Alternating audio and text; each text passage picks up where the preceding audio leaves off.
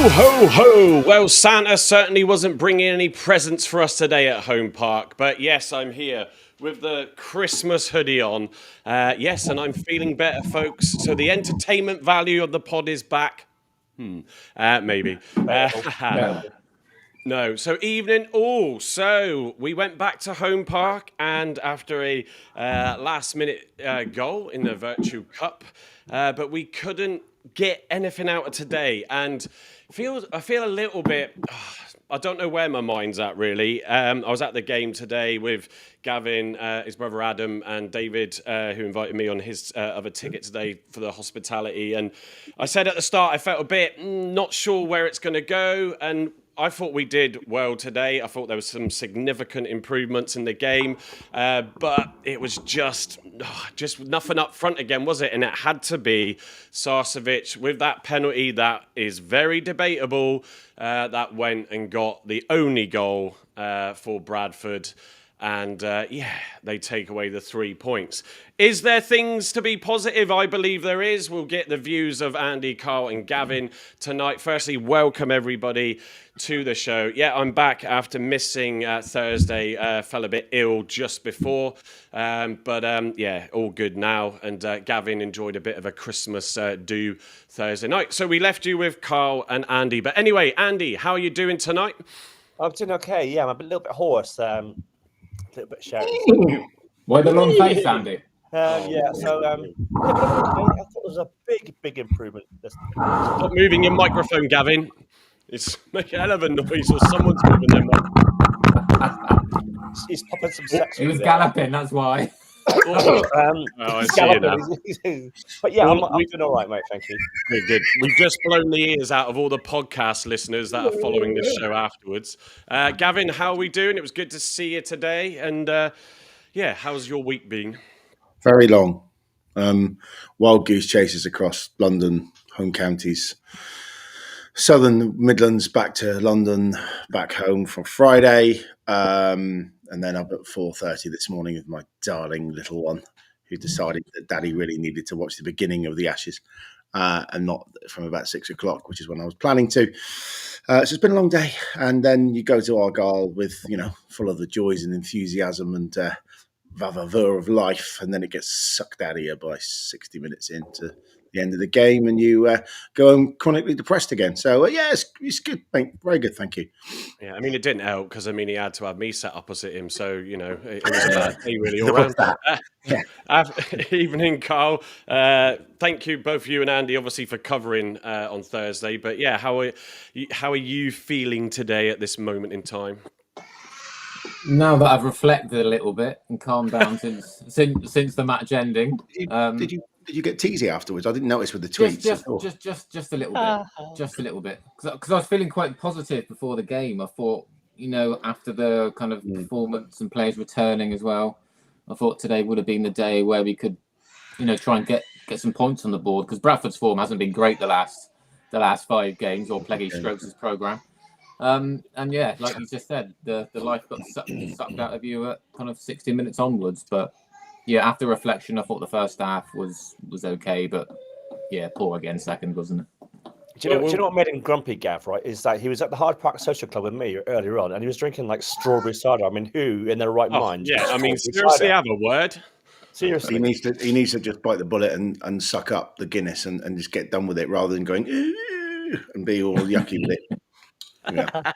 Cheers, well, we'll get more of your thoughts in a second. Just gonna read out some of the comments. They're coming in thick and fast already. First of all, for those that were listening on the show last Saturday on the podcast, I didn't have I think I was too far away from my microphone, so apologies for that. It didn't sound great. So who we got in tonight? Stephen Cooper is the first in. Evening, guys. Evening to you, Steve. Glad you're feeling better, Mike. Yeah, absolutely. Brian Pinarata. Evening, all. Simon Fort. Hi to everyone. Hope everybody's well. Yeah, absolutely. Alex at Argyle says evening too. Paul Bailey's in as well. Evening, all. Welcome back, Mike. Matt Montgomery. Hi, everyone. An interesting podcasts ahead? Yeah, we've got a few bits to discuss. We'll try and keep it positive, though, as best we can. Alex also says the Greens are staying up. Stevie Vaughan, even in Block 9. Good to see you in, Steve. BH says, I feel we deserved a point out of that, and I would agree absolutely. Sam on the channel as well on X. Evening all, toothless again today. Okay, especially without Talai. To be fair, up front, 2 shots and they weren't really the best, were they, in the disallowed goal, I suppose. Back, it certainly was. Michael Hawks, a Reading fan that's in with us again tonight. Andy called Sarcevic on Thursday.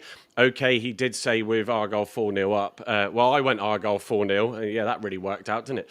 I said 1-0 with Sarcevic scoring. So, just top of the league. Yeah, just saying. Yeah. He's top of the Block 9 league table. There's a first for everything. So Matt Montgomery says, yes, patterns of play much better. I agree. Better. Roll's summary was fair. He also, his post-match interview in the hospitality was very honest, but very good as well. You can tell that player has played. You can tell Rolls has played for a good number of years. Alex at Argyle says, in my opinion, I don't think we can blame the ref today. The ref was poor, in my opinion. I'm not really sure what we are blaming him for. Oh, by the way, evening all. Evening to you, Alex. Brian says, Plaguey back was a positive for Argyle. And there's a few more. Jack Smith, I really don't know how to feel anymore. And that's sort of how I felt, Jack, really, at the start today. Josh Parker, evening. We were poor today, like most weeks. See, I wouldn't agree with that. Penalty soft, but did have to be given. And there's a long one then from Matt Corey. Let's read it out. Send Dale and McKay back. Not sure I agree about Dale, but McCabe I do. Bring in 4 new loanees plus the 2 permanents we can afford. Hopefully they'll release the rest of the squad and completely replace. Hang on, a pig just flew past my window. Price of bacon's gone up again, hasn't it?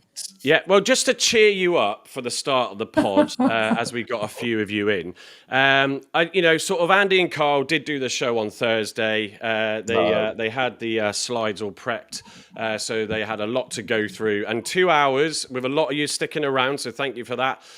They gave their thoughts on the fans forum. We may come on to that later a little bit just to hear Gavin or I's thoughts, but we'll see where we get to today. But, I did catch them, though, celebrating, so I thought I'd just share this. We did the live lounge all on our own! How cool are we?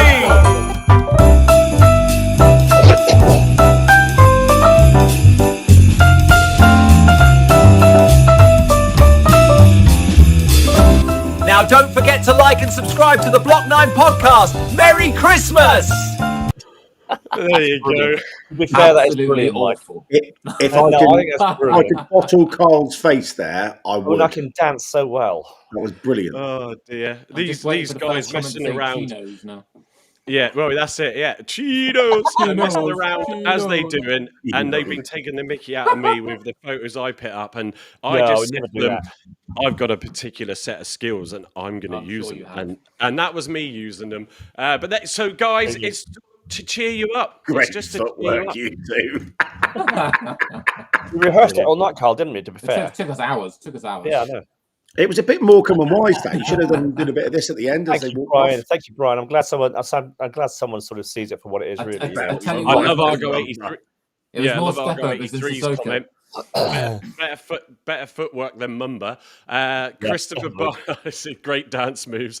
Brian Pinatra said, Andy and Carl rocked it on Thursday, as you just pointed out, Andy. Absolutely. We've got a good bunch, you see, so we can all cover each other perfectly fine. Smithy, UK Evening Teammate, he says, I think we were in exactly the same position in the Championship last season as we are now in League One, i.e. 23rd.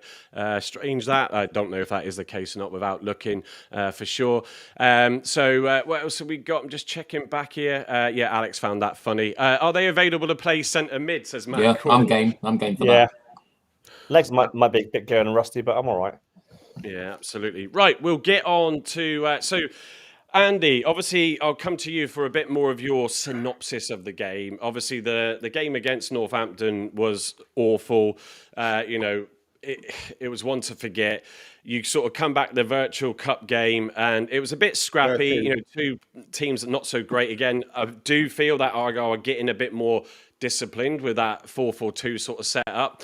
And we managed to nick a goal care of Tolly again with his instinctive back heel. And you go into the game and you think, the confidence should be up. And how did you see that? Well, break down the first 45. Yeah, the first 45, I thought we played quite well. We played some nice football around the back and trying to find passes, some good movement. Got very unfortunate because there was a goal chalked off. I don't know what it was chalked off for, maybe offside, and that was Patterson.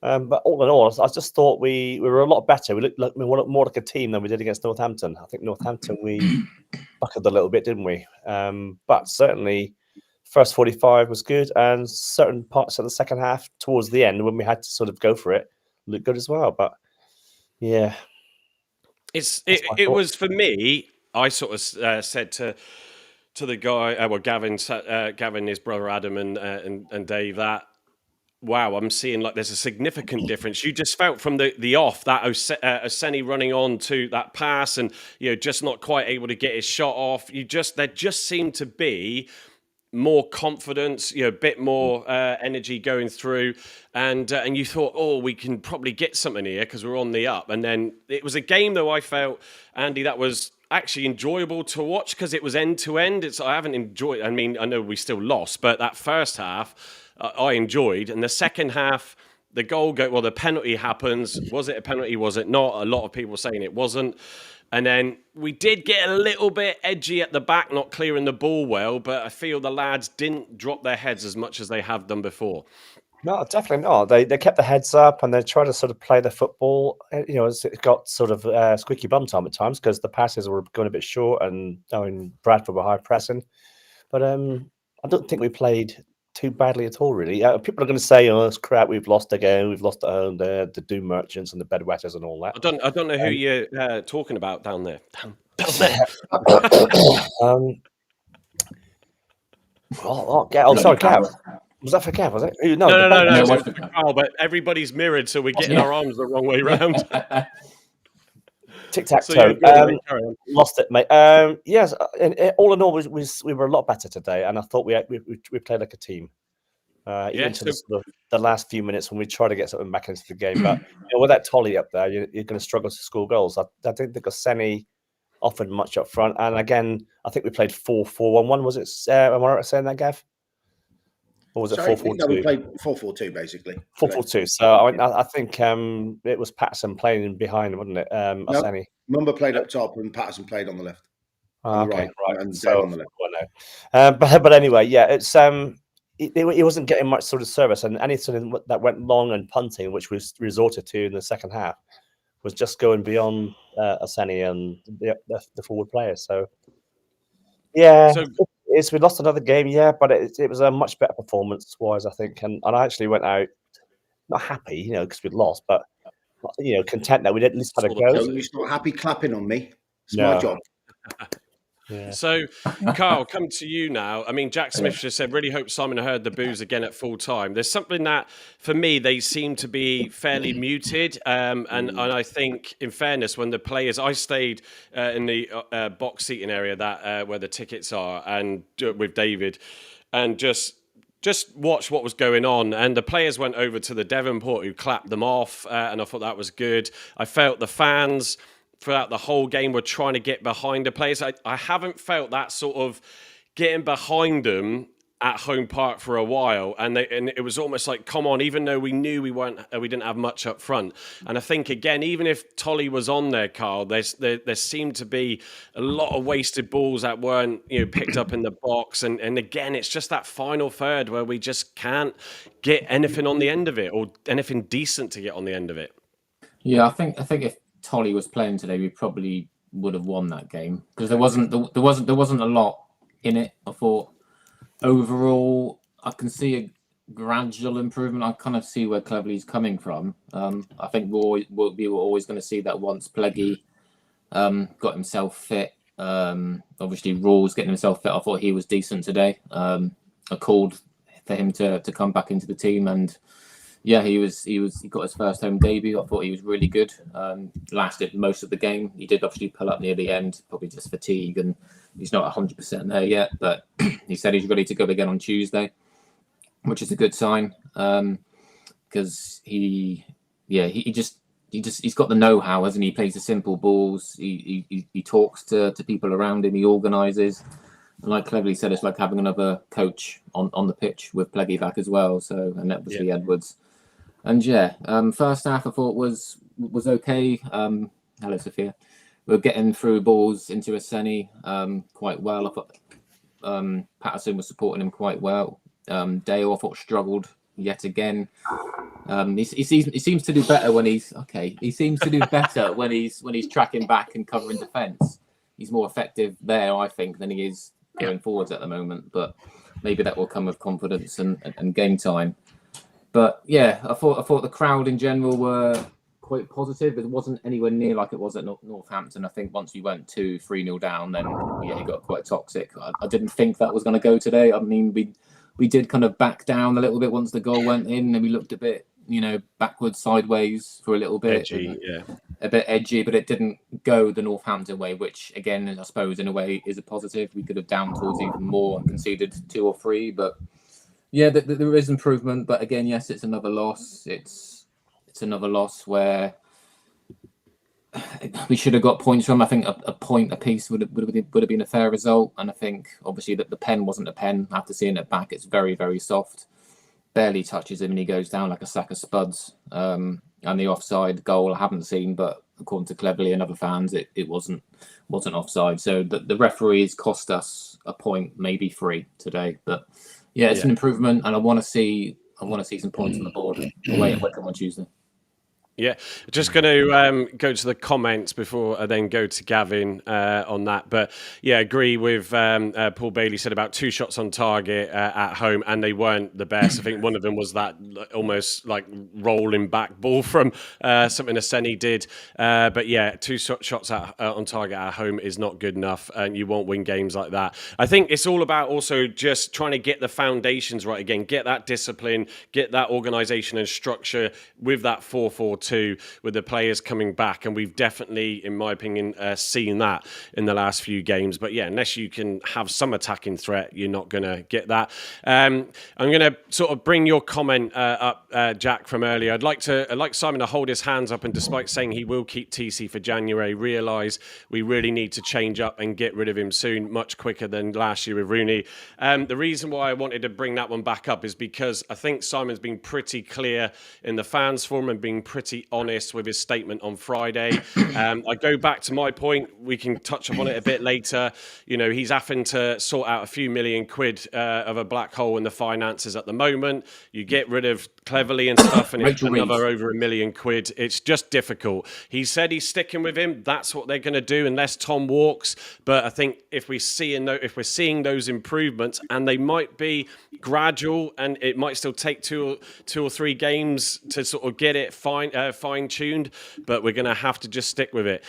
David Toms evening says performance deserved a point. Bradford not much of a threat in that, and the penalty.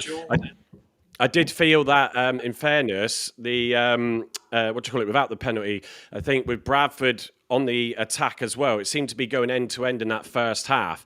It allowed Argyle to have a bit more space, and it allowed us to create and try and push forward, which teams that we played with before have generally not been that much of an attacking threat. So that did help us today, I feel. Alex says, lose to Wycombe and not scoring Saturday will be toxic. It could, again, if we don't see an improvement and it falls down again, then I think you've got a problem.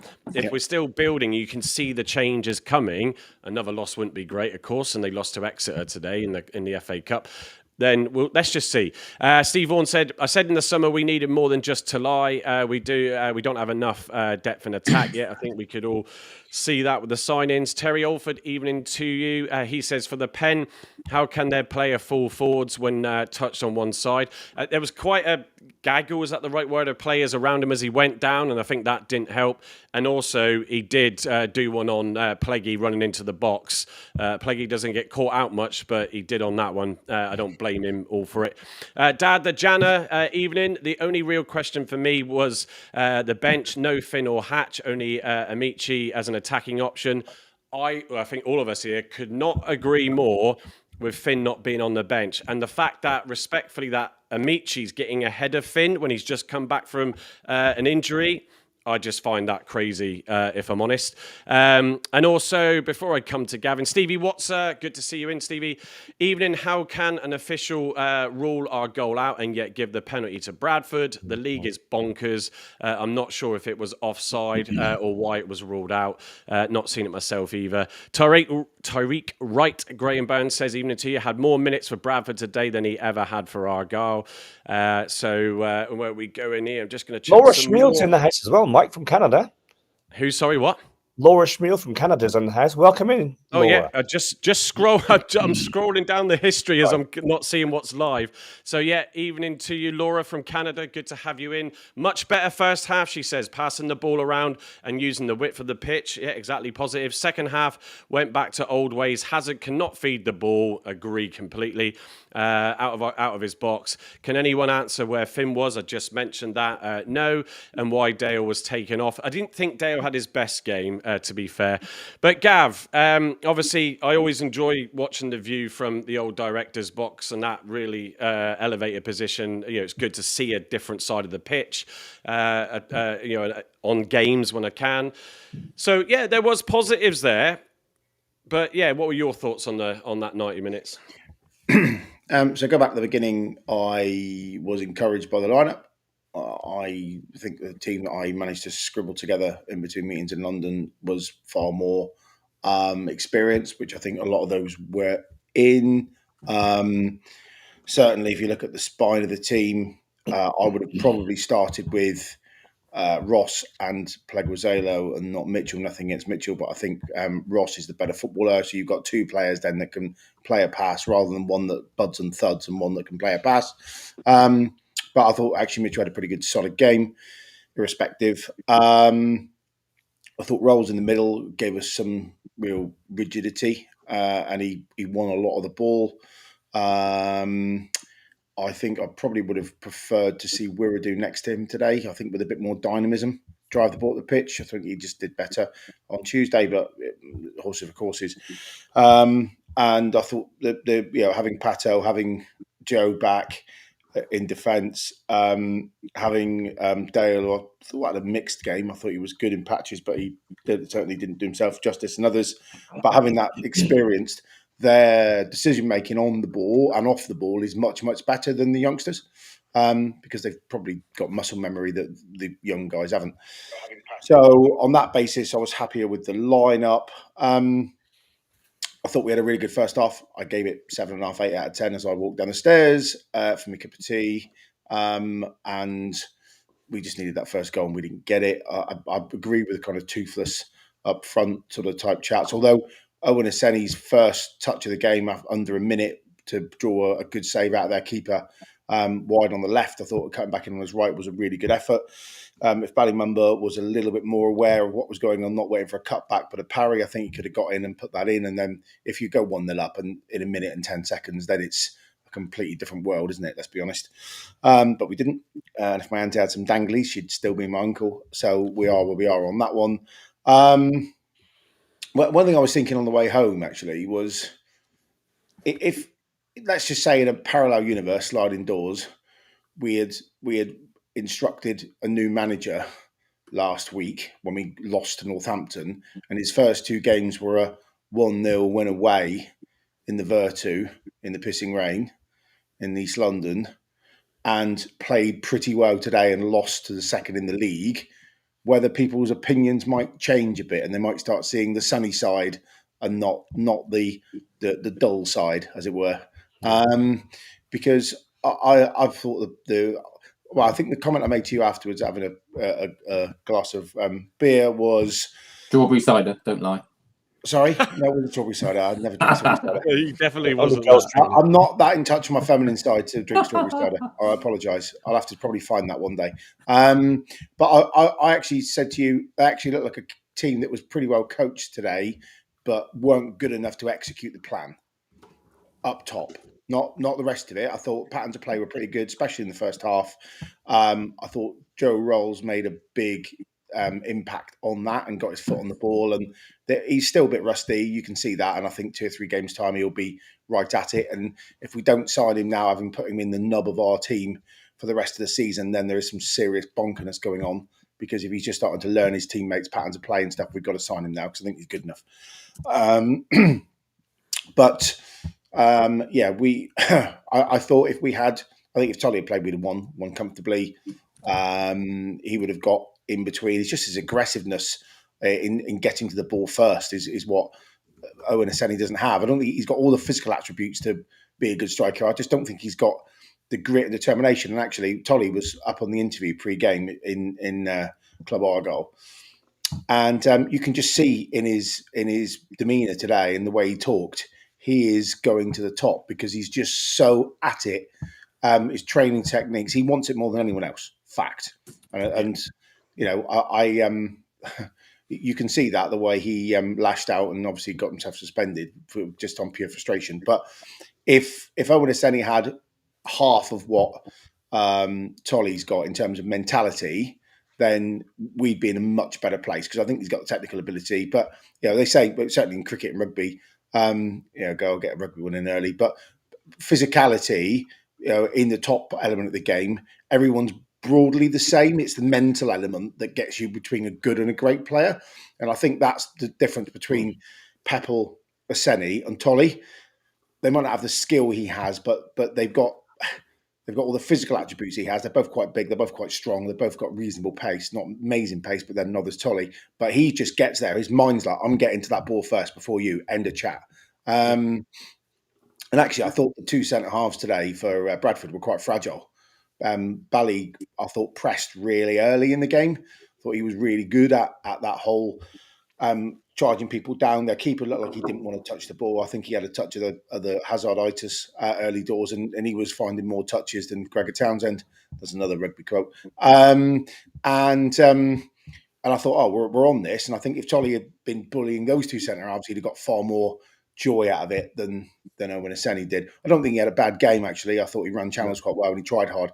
But it's just someone needs to click something in his brain that says, life or death, I'm barging you out of the way with my shoulder and I'm getting to that ball first.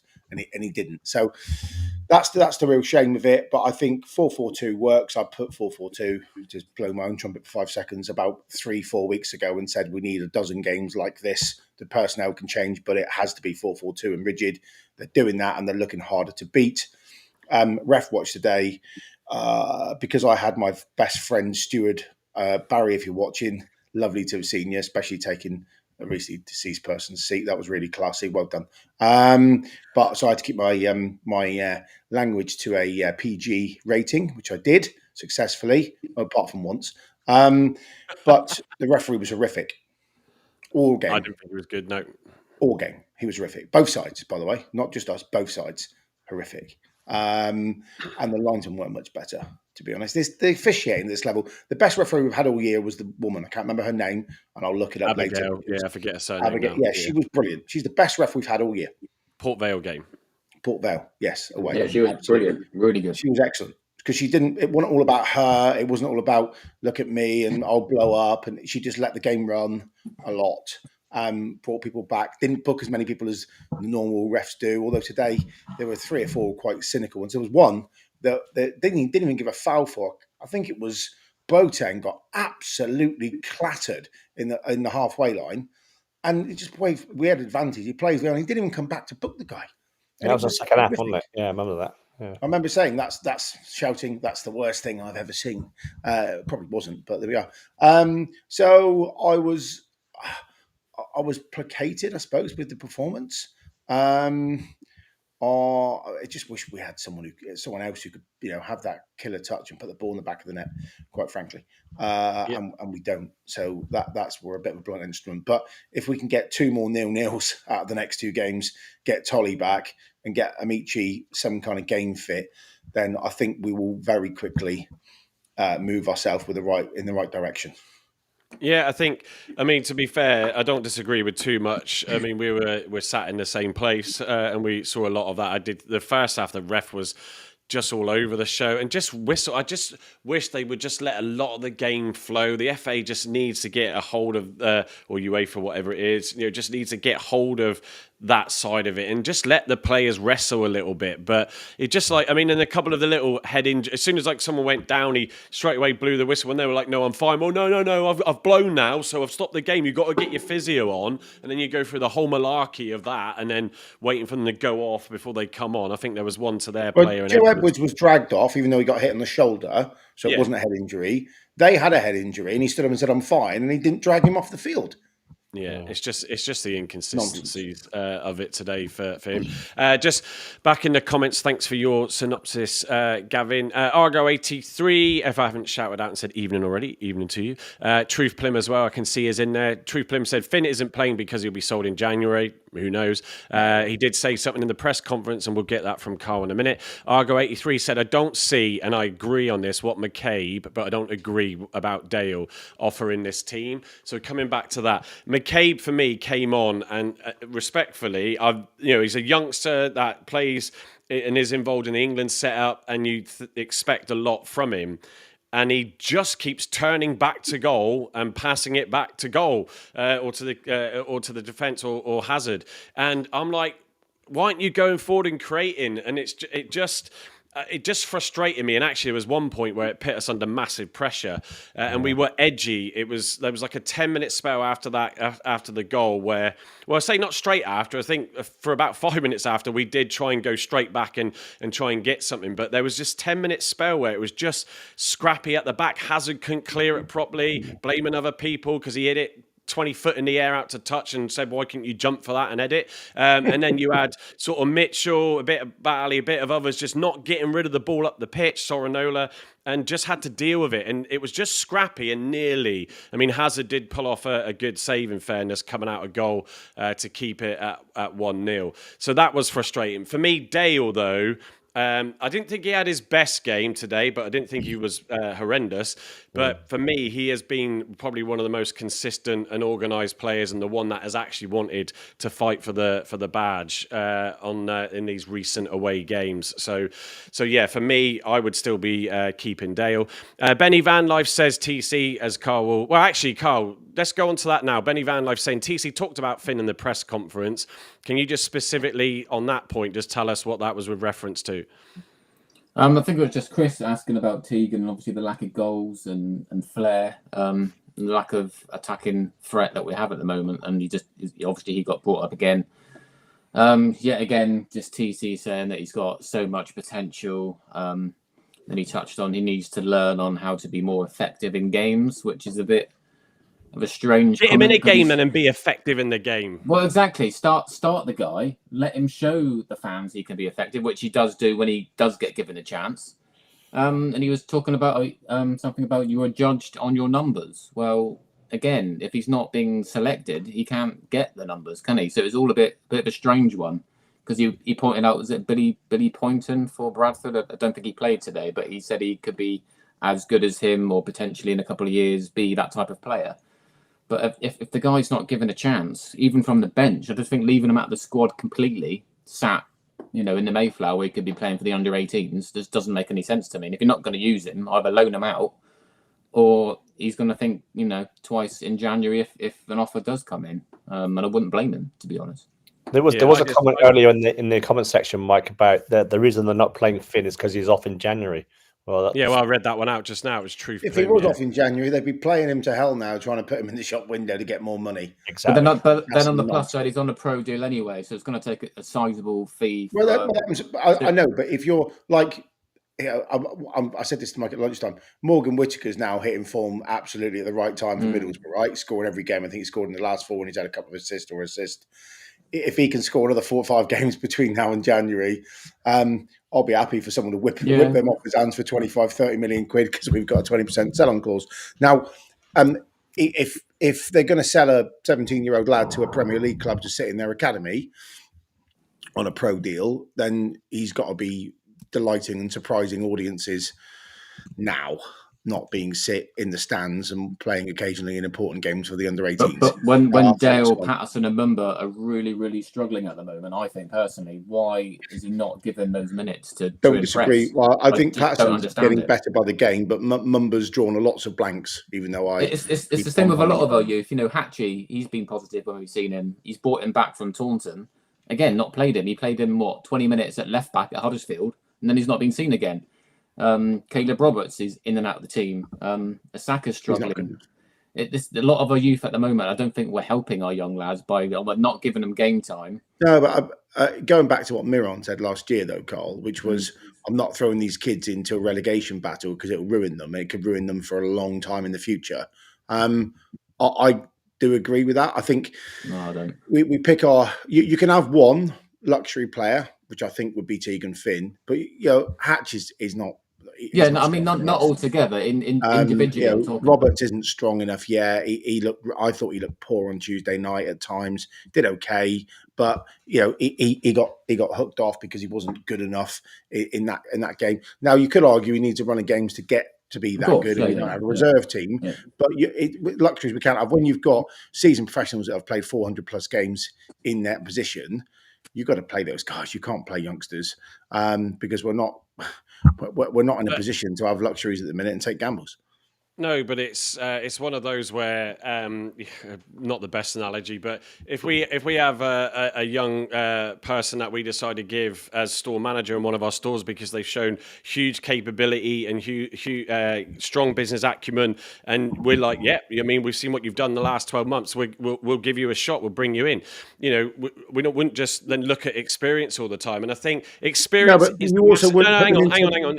Experience is massively important. Yeah, and I absolutely agree. No, you can shake your head, but when you've got a young lad that's a Plymouth-born lad that actually probably, and we've seen spells, he scored in the under-18s. You could leave him up front. I forget who put the comment about putting him as a centre forward. You'd let him have that space up there to just create things out of nothing.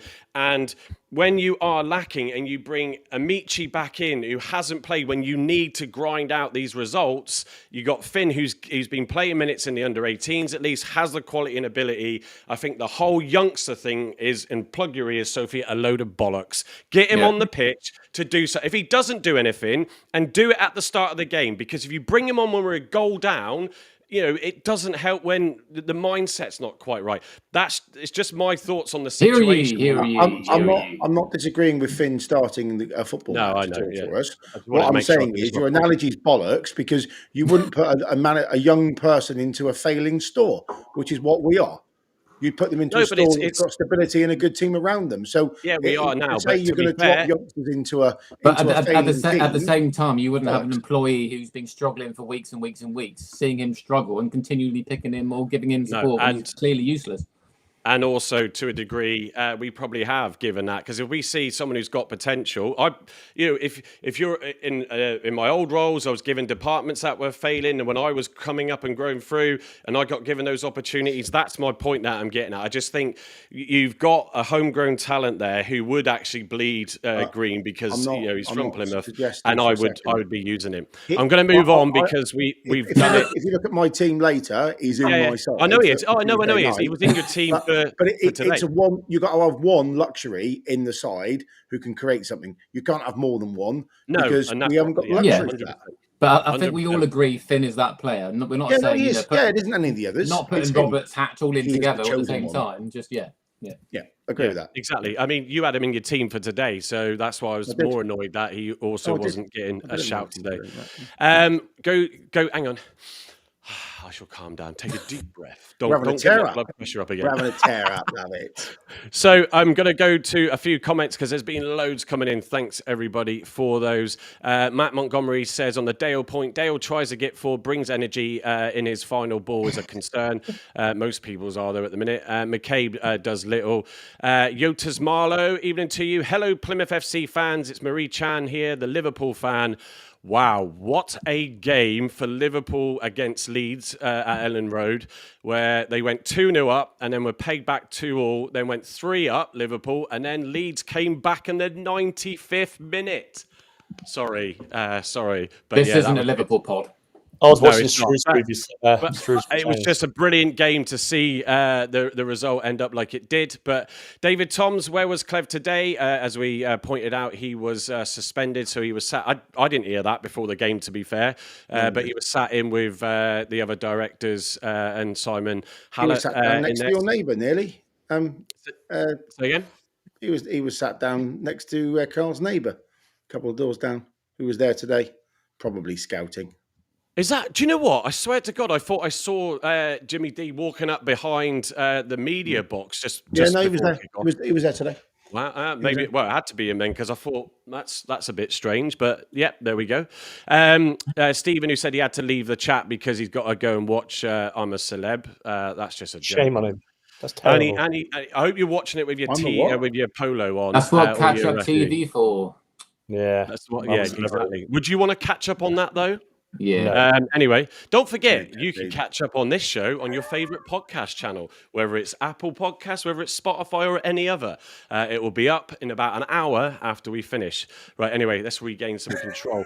Where am I? Where am I? Evening to you. Good to see you in. On TV, they showed TC in the stand. Also, Hallett was in person at the ground, and Derek Adams was sat in front of him with Paul Byrne to the left of him as well.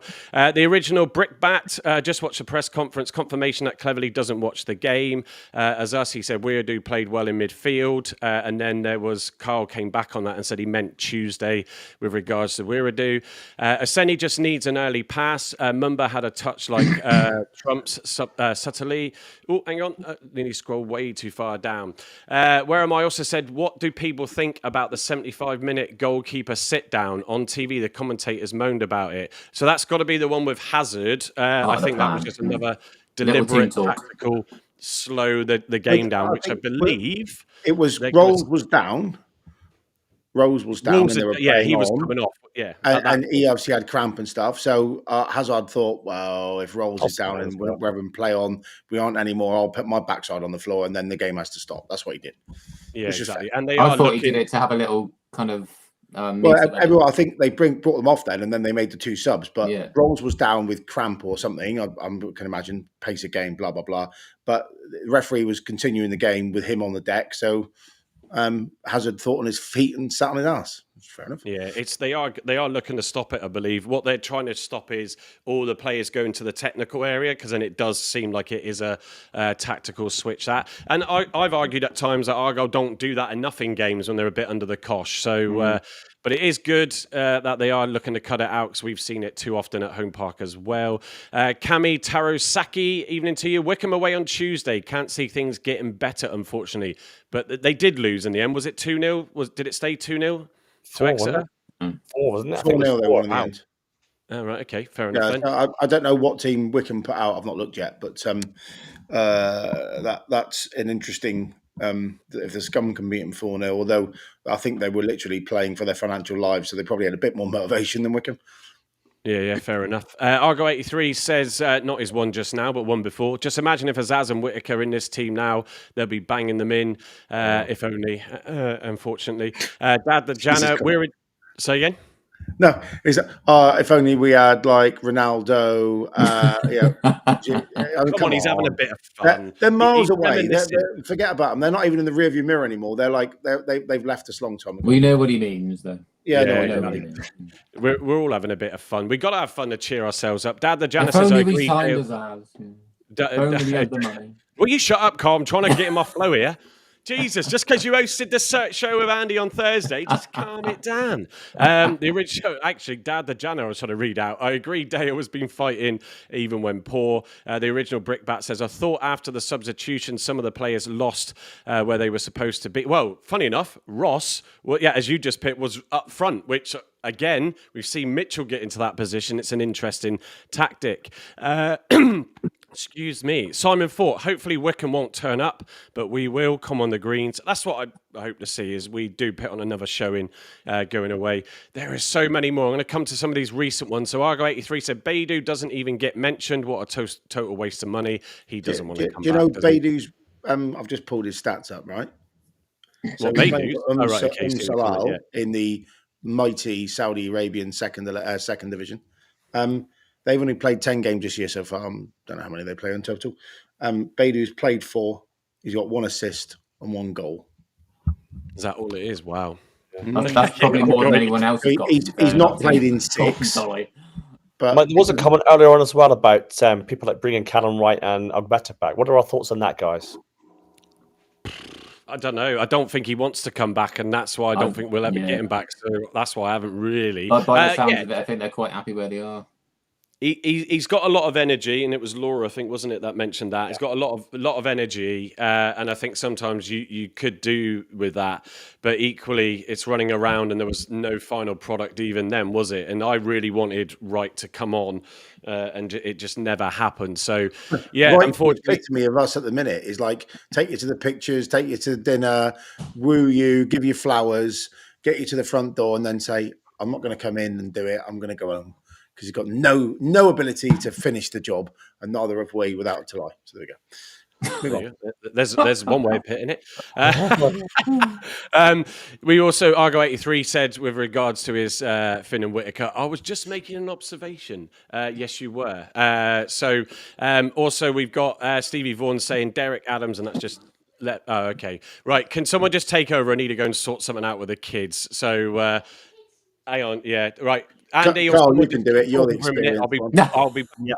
Okay. So what I will do is there was another comment that came out earlier on from Andy Prowse, who cannot be with us tonight, unfortunately, but he is sending a message to Mike, who has just gone off, saying that his grandson was a mascot today at Home Park, and he was walking out on the pitch with Julio Pellezuelo. So there you go, Mike. A little bit of jealousy going on there.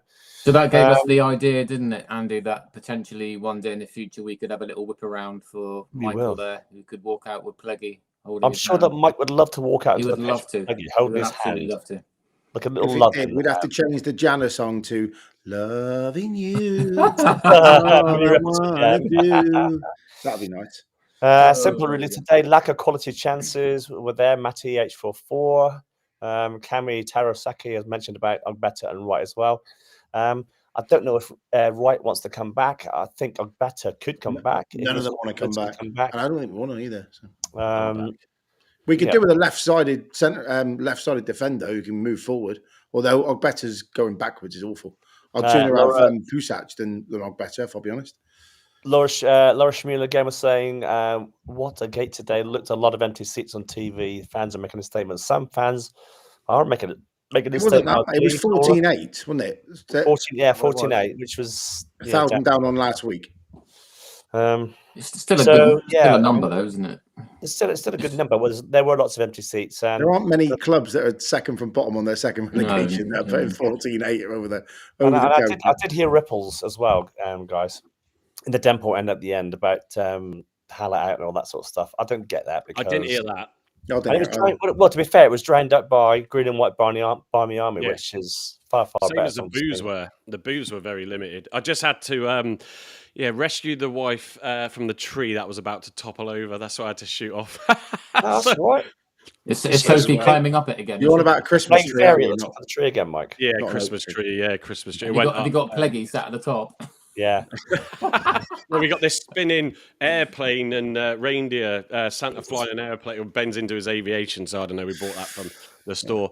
Anyway, so thanks for just covering that. Let me go to the comments quickly. Any more we've got on here? Dale, Barley, Connor, Boateng and McCabe were the worst. I thought Boateng again was a little bit ropey today. There were spells, but after the goal, he seems to actually struggle a bit when we do concede, and he just can't make a 5-yard pass. Yeah. Speaking of which, let's go to the player ratings.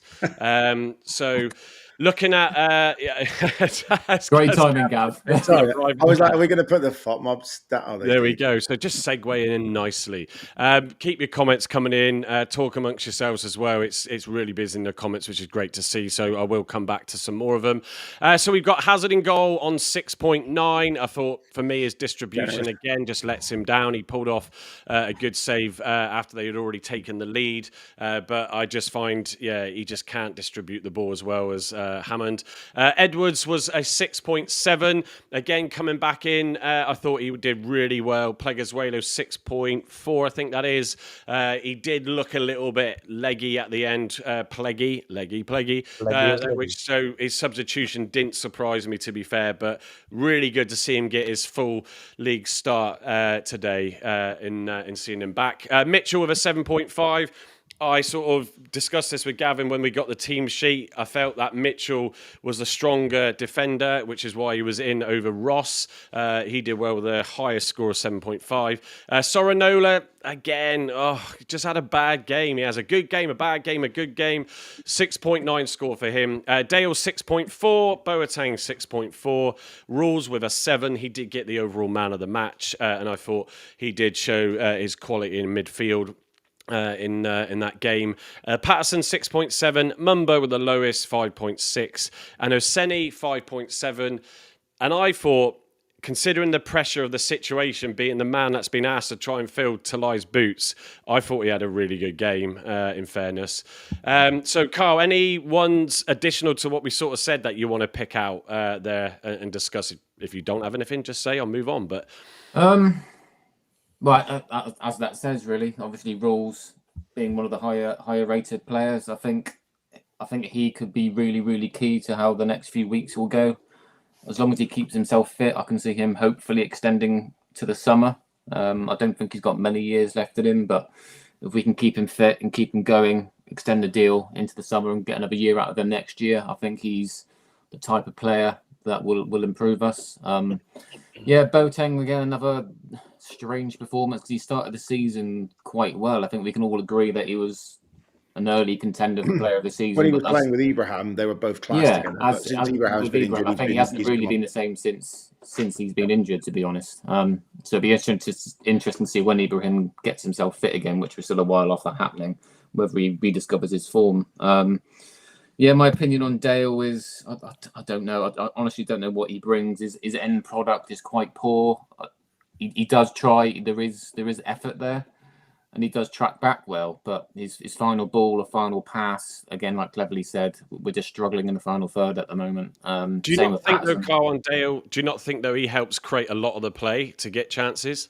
Yeah, like I said, he tries to create, but it just isn't enough there for me. I just again think someone like Tegan Finn does a lot more than what he can at the moment.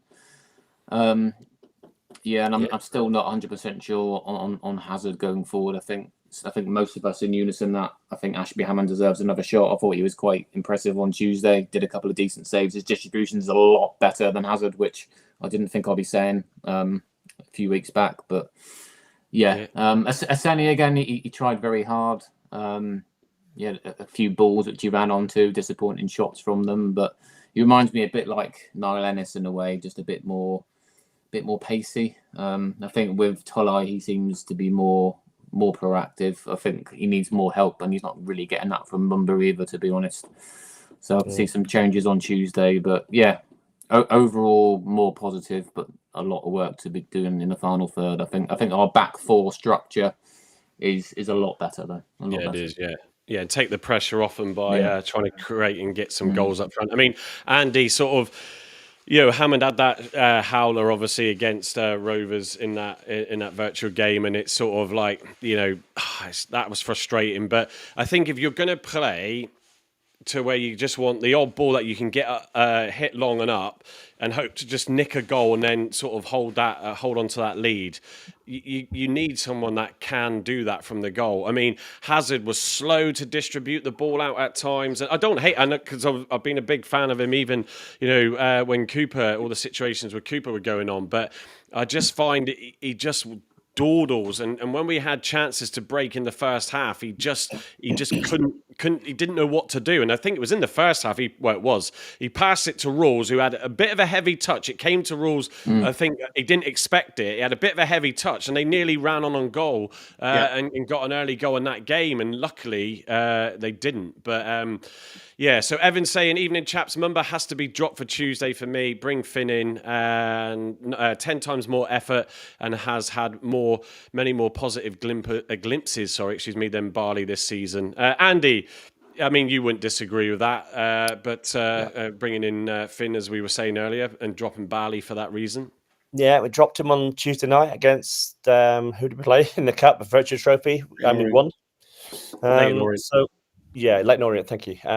Yeah, why not drop him? He's not done enough, and that 5.6 is justified for me.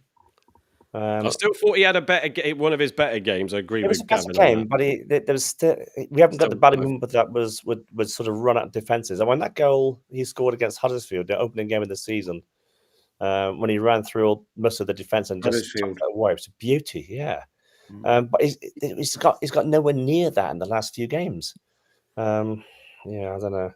I'd have Finn in there every day of the week. To be fair, any thoughts on anyone else you want to pick up on in that team there? Andy? I'm assuming because Pleguezuelo gave a penalty away, 6.4. Oh, sorry, I thought you said me. Sorry, I was reading a stat and then I went up. Sorry, I'll shut up again. That's right. No worry. Go on, Andy. I'll be coming to you next anyway. Sorry, I thought you said Mitchell. Syringe in the old ears. Sorry, mate. Sorry. Mitchell, very, very good today. I think he's getting back to his best now, Mitch, because we all know what he went through with the loss of his mum and stuff like that. Yeah, I think he's getting back to his best. I think Pleguezuelo has been hard done by with a 6.4. Thought he played a lot better than that. Apart from the pen, the referees made a bad decision there. Yeah, fair enough. Rolls excellent. Patson, I'd say he did okay in patches as well. Boateng off the boil for me at the minute. Boateng. It's like you say, Mike, with his 5-yard passes, he's just not connecting with them, is he? And Asani, again, a bit hard done by Asani. He played a lowly furrow up front and did quite well, I thought. Yeah. No, thank you for that, Andy. Gavin, go on. Anything else you want to pick out from? No, sorry, he's covered it now. That's fine. On that, the only thing I would just say is Pleggy's rating is because he gave a penalty away. I think if you take that out, he's probably mid-7s. Yeah. Him and Mitchell, I can kind of see what they're doing. They want one bud and thud, one bit more cultured. I actually think him and Ross should be together, and I think that they can both pass out then, and there's a second avenue to give midfield an option. But there we go. I think it's good that we've got that sort of level of threat, or options now in defence, isn't it? To sort of say, well, I'm now having to choose between, do I bring Ross in or do I play Mitchell or whatever? And it's good that we've got that coming back in. Except for me, just putting it out there. Do you think Mitchell could play it right back if Edwards did drop down again instead of Such? No. Would he do better than Such? He ain't quick enough. He's got to be in the. He's a scar, isn't he? He's got to be in the middle of the park. So he needs a Pleggy who's got pace, or he needs a Ross who's got pace with him to mop up when he gets caught out on occasion. But he's very strong in the air, and he's very strong at winning his duels. So I think if we revert back to a back three, then you'd have your Mitchell, your Pleggy, and your Ross all together. If we went to a back three, don't do that. That's going to be a and a half. Fair enough. That's the only way you can get all three of them to play together, I think. Yeah. I'm going to come to Kami Taratsaki's comment here to Gavin. I wonder what TC does in training all week. Gavin, you summed it up at the table at the end, I think, perfectly from today's game. Do you want to just put out what that was? Can you remember? I do. Yeah. It was 4 more baby Guinnesses. No, that wasn't. Sorry. It was today, for most of the game, I think the last 20 minutes it got really scrappy. They stuck Matthias Ross up front, and it all got a little bit. Well, samey again, back. No one's moving, but again, no Joe Rolls. So, if you look at the first 55 minutes, they actually played through the lines quite well. There was a lot of nice patterns of play. Our goal that wasn't a goal was a really good move, going in to out and then back and across. My exact words were, I thought that team today looked well coached, but didn't have enough ability up top to convert the good chances. That's what I said. You couldn't say that in other weeks, so I'm not going to sit here and happy clap. But today, I thought they looked like a team that had a pretty good, solid game plan. And with Rolls being instrumental, and if you look at when Rolls comes off and you've got McCabe who went back, that fell down completely. And then McCabe went missing in midfield and didn't want the ball. Rolls, I thought, put his foot on it. He won some challenges, but his passing, moving forward and out to the wings and moving and getting Saranola and getting Edwards on overlaps and stuff, I thought was very, very good. And the patterns of play were there. So that's my opinion on it. And I think if we can get back to that, remember when we won 5 games out of 6 in September? Yeah. Remember those days? I think we can get back to that, mate. We can get back to that. Yeah, I don't think it's long away. But that's where it is. So, what does he do all week? Well, he tries to work on stuff like that.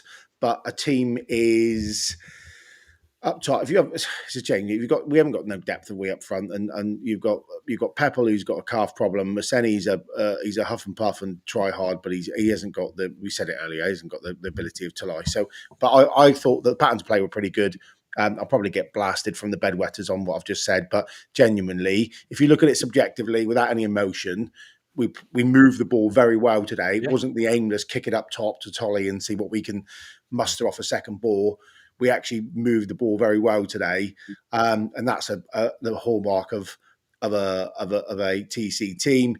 Have we done it in recent months? No, because there's been no confidence. But again, it goes back to the days of when Miron first came and we were like, oh, if this is Miron ball, well, no, it's just hump it up at the top and let's see how far Katic can kick it and Maxi can kick it and rev on scraps. By the end, we had some nice patterns of play. That's what I think is being reworked on. We said on Thursday night, Carl, didn't we? That he hasn't had the continuity of selecting the same team for more than 2 games. So we've lost key players at key times. I don't think that makes a difference, Andy. I think it's the shape and it's the way you move the ball. There'll be some people like Rolls has got to play every game now, in my opinion. And I'd put him in there with Brendan Werridu currently as it stands because he seems to have got his mojo back. So the wide players doesn't matter so much. You can flop that around, but it's how you move the ball up the pitch. When we going back to the Miron days, we humped and everyone said it was rubbish. I spent 5 hours watching all the Cercle Bruges games and see his patterns of play. Then they started to come to fruition, and we beat some good sides at the end of the season. I think we're going through that rebirth again now. Now we've got some confidence, and also now we've probably got Mr. Derek Adams overseeing what's going on in the first team and giving a bit of a good, credible hand to TC and the team. You can certainly see Derek's influence since he's come in, I think, from the way we played, and we look more defensively, more structured as well. I mean, apart from last week, it was a lot better today, I thought. Well, I just want to pick up on Evan's point. Interesting, Gav. He says, Wallace, I do think they had a game plan. I still think a severe lack of coaching influence was on display. Bradford didn't have banks of quality, but were just drilled on what they needed to do in order to get a result today. I'm going to counteract that because in the first half, I think Gavin might have touched upon it, but their defence looked ropey. We were closing them down. They were not confident at the back. The keeper wasn't confident at the back, and they allowed Argyle to come at them throughout that first half. Like I said, it was almost end to end in that game, which made the game for me in that first half enjoyable to watch. But in the second, once they got that goal, whatever changed, forget who the manager is, because in the first half he was giving them absolute pelters. In the second half, once they got that goal, they just were absolutely on it, and they just hunted us down. They didn't give us any time on the ball. They were really regimented and solid.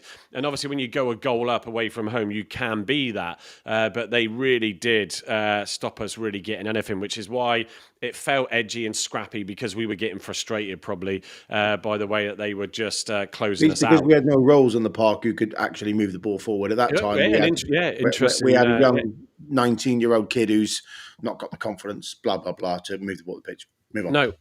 Kami Tarasaki says, all we want for Christmas is an Argyle win. Well, actually, what you want is, and it's a good segue, you want, of course, the Christmas jumper. Yes, I've said about it in the last 2 shows, although it wasn't on Thursday, that I was going to be doing this, and I've finally finished it, and I had all the prints come through today and got one made up to wear in Argyle today, which was good.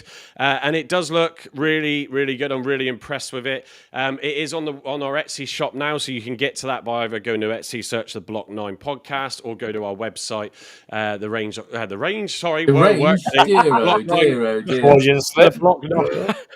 Well, actually, I do know people in the marketplace team. Maybe I could get these on the range. Go to the block9.co.uk, and at the top you will see the link for it. There's a QR code. Scan the QR code. Scan the QR code. It's all there for you folks. I couldn't make it any easier. So yeah, go and check that out. I bet that was you scanning the QR code. Really me scanning it. Yeah. Do you want to do it, Carl? You can do it if you want. That's fine. Oh, meow. No. Come on, girls. Anyway, Play No, nice. moving you're on. fine. You're fine. It's only the quality banter on this show. But yes, it's We're a all bit available feisty for you. tonight, aren't we? So tired. But yeah, so go and check it out. I know some of you are keen to do that. It is £20. I've managed to make it as tight as I can. So yeah, please go check that out. Yeah, you should have. I've got one that's turned up today, but your other sizes are due to me on Wednesday. So I should be able to get them for you, Paul, done by the end of the week. Is it just the green colour? What's that? Or For? other Yeah, colours? because because I haven't tried it on other colours and it just works It's on a the nice green. festive So green, that, isn't it? Festive He green looks like is- one of it Santa's is bottle elves. green. It's Christmas tree green. Oh, come on. Yeah. Yeah, it's that bottle green. But yeah, it's Great for wearing to a Boxing Day game, I would suggest. Yeah. There we go. So I had to make it as big as I can to fit on there, for sure. So Gaza says, can't see us winning another game while his TC is in charge. Complete clueless clown. Yeah, I know some are going to have that feeling. That springs to mind. Bed Springs. Yeah. So Cami also says 2 ex-Argyle players for Bradford. There was today. Sarcevic obviously getting the goal. So saw him come in. We went down to see them sort of walk along as they do when they arrive. So it was good to see him.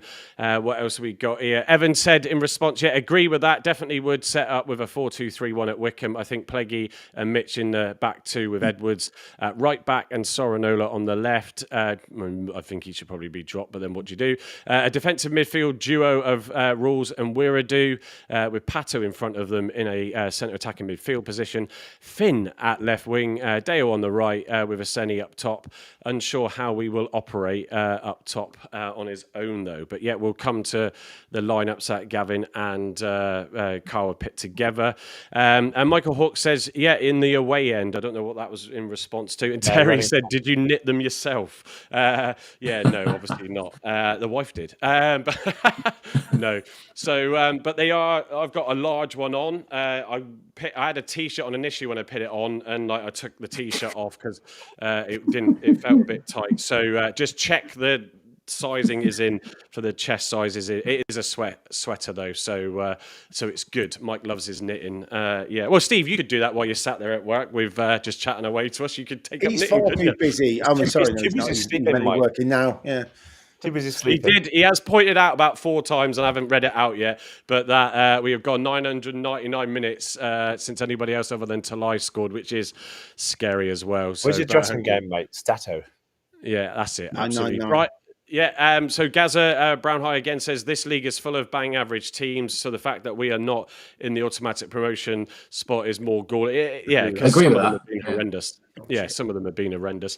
Right, let me go to what we got here. Let's go to Tom Cleverley's full-time thoughts. So we got a minute from the Argyle clip they share on what he thought after the game. I've got a bit more hope than I did have 5 weeks ago, and that's come with personnel returning. That's come with a real togetherness and fight and structure to make sure that we're not as open as we were, because that was a big problem. We've got consistency in the way we're playing now, and it looks like it suits the players.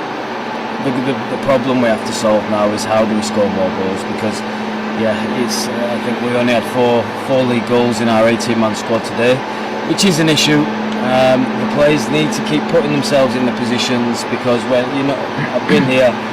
When one comes for a player, 2, 3, 4 normally come quickly after. So, and the only way to get one is put yourself in the box, front and centre, be as alive as you can, and sometimes you need a slice of luck. So, Carl, you heard his presser as well. The lawnmowers were going full pelt in the background, so sorry if that sound wasn't great. Before I just ask you, Carl, for what was said overall from him in the presser, just to answer Brian Pinaretta's, apologies if I got that pronounced wrong, question about is it available outside of the UK. I I'm trying to remember now if I've got that option turned on. I don't think I have, but Brian, if you drop me an email, if you block9podcast@gmail.com, I'll have a look for you. So yeah, everything's possible. It'd just be whatever the cost is to do that. So I'm sure we can sort something out. So appreciate and thank you for your interest. Pilgrim Petey, it's good to see you in. Cleverly talks more shite than a camel dung dealer. Comment of the week. Comment of Where's the week. Voodoo when you want him? So he just knew Gavin was going to be happy tonight, so he's just stayed out. But knowing that Gavin had a chat with him beforehand. Carl, so yeah, any other sort of key points from Cleverly? He looked a little bit obviously frustrated there, but how was he in the actual press conference? He said up until 60th minute we were on a high level performance. I mean, I thought we were okay. I wouldn't say it was a high level performance, to be honest. I've seen us play better, like Stockport and Burton away. I thought that was a high level performance. He said we need good quality to get it to a certain point on the pitch, meaning obviously the final third. Thought we were the better side. Probably agree with that. I thought we were quite even, but I thought the first 60 potentially we probably shaded it a little bit.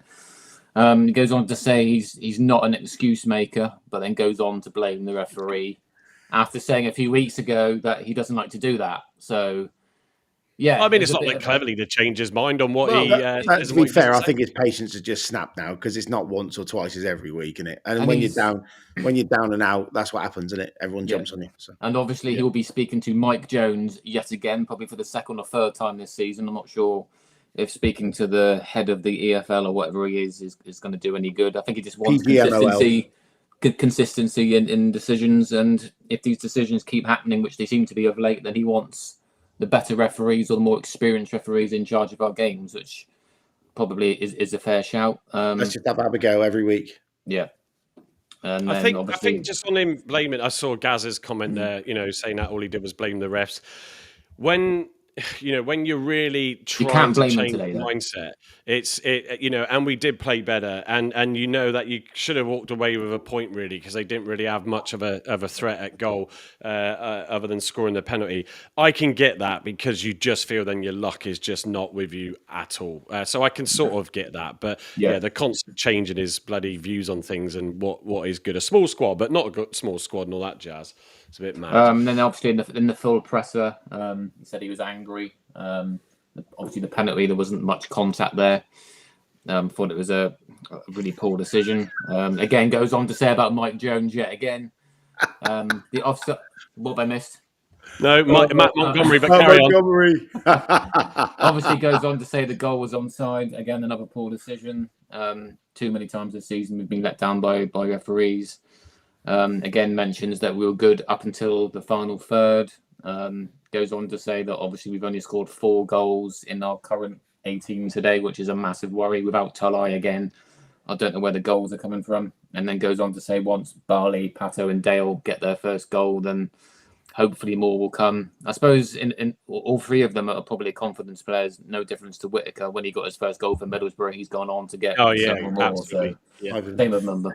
So yeah. Yeah. No, thanks for that, Carl. Matt Montgomery saying, don't ask Gavin, so green-tinted. He is likely to bump into his podcast microphone. For those that are listening... Hypnos stock. Sorry, just give me 1 minute, please. That's all right. He's going to check that out. But for those that listen post the live, apologies for every now and then if you do hear the odd knocking of microphones. Because, when you listen to stuff like that and you've got it on quite loud, it can disrupt your hearing. But anyway, Gaza says, like Mike Jones is going to award us 9 points. Yeah, exactly.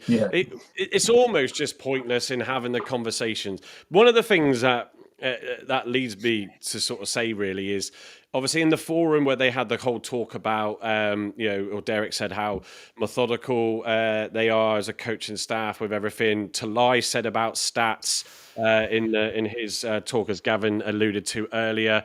Ross also said a bit on that as well. Sometimes, and I know, I almost feel like that should be said or discussed amongst Derek and Cleverly and his team. You can analyse the ass out of everything, but you can just get too lost in the detail. Yes, we might have created X number of chances or whatever. The stat's great, but the stat is historic now. We can see where we're lacking. Just focus your time and energy on trying to see how you're going to get what you've got to score those goals. I think, as all of us have said tonight, the defence is looking far more robust, and we've got obviously players back there now that we needed. But find a way on how to deal with that up front. I know they are, but to sit down and watch hours back on the game when it's just like, just take your mind, because it will drive you mad. Just get on the training pitch and say, right, we're just going to do whatever to try and create this play up front. How can we get the balls to Aseni? How can we do this? How can we do that? I just think sometimes you just need a step away, because you will just get yourself going mad. And then trying to have, I need to speak to whatever the guys called it, the PGML, because I'm not happy with that. We don't watch every game, and the refs are so consistently bad that every team's going to have that. At some stage, it will turn for us, and it could turn in a critical game. But I would just say, just stop sitting there in Excel and on your VT and just watching stuff over and over again. Just take a step back. That's just my view. Gaza said the season has relegation written all over it. Nothing is going right. It's a disaster. I mean, Gav, it's good that you missed a positive tonight, so that's good in the comments. I'm joking. You can absolutely say your point, and I'll read it out. It's a disaster, believe it or not. I think TC is a decent bloke, but as long as I have a hole in my bottom, he is not a manager. Pilgrim Pete has a question for us all. Do you actually think Derek Adams' recruitment in January can honestly get us out of this mess? Andy? Yes, I do think you can. I'm going to say it. I think we've got enough. We've got the players there. We've got the playing staff with the quality there. We've seen it before. Gav touched on it earlier on. Those 5 or 6 games that we actually won games. We have got it there. We've just got to sort of get that combination right and get it going again. But I think we can get out of it.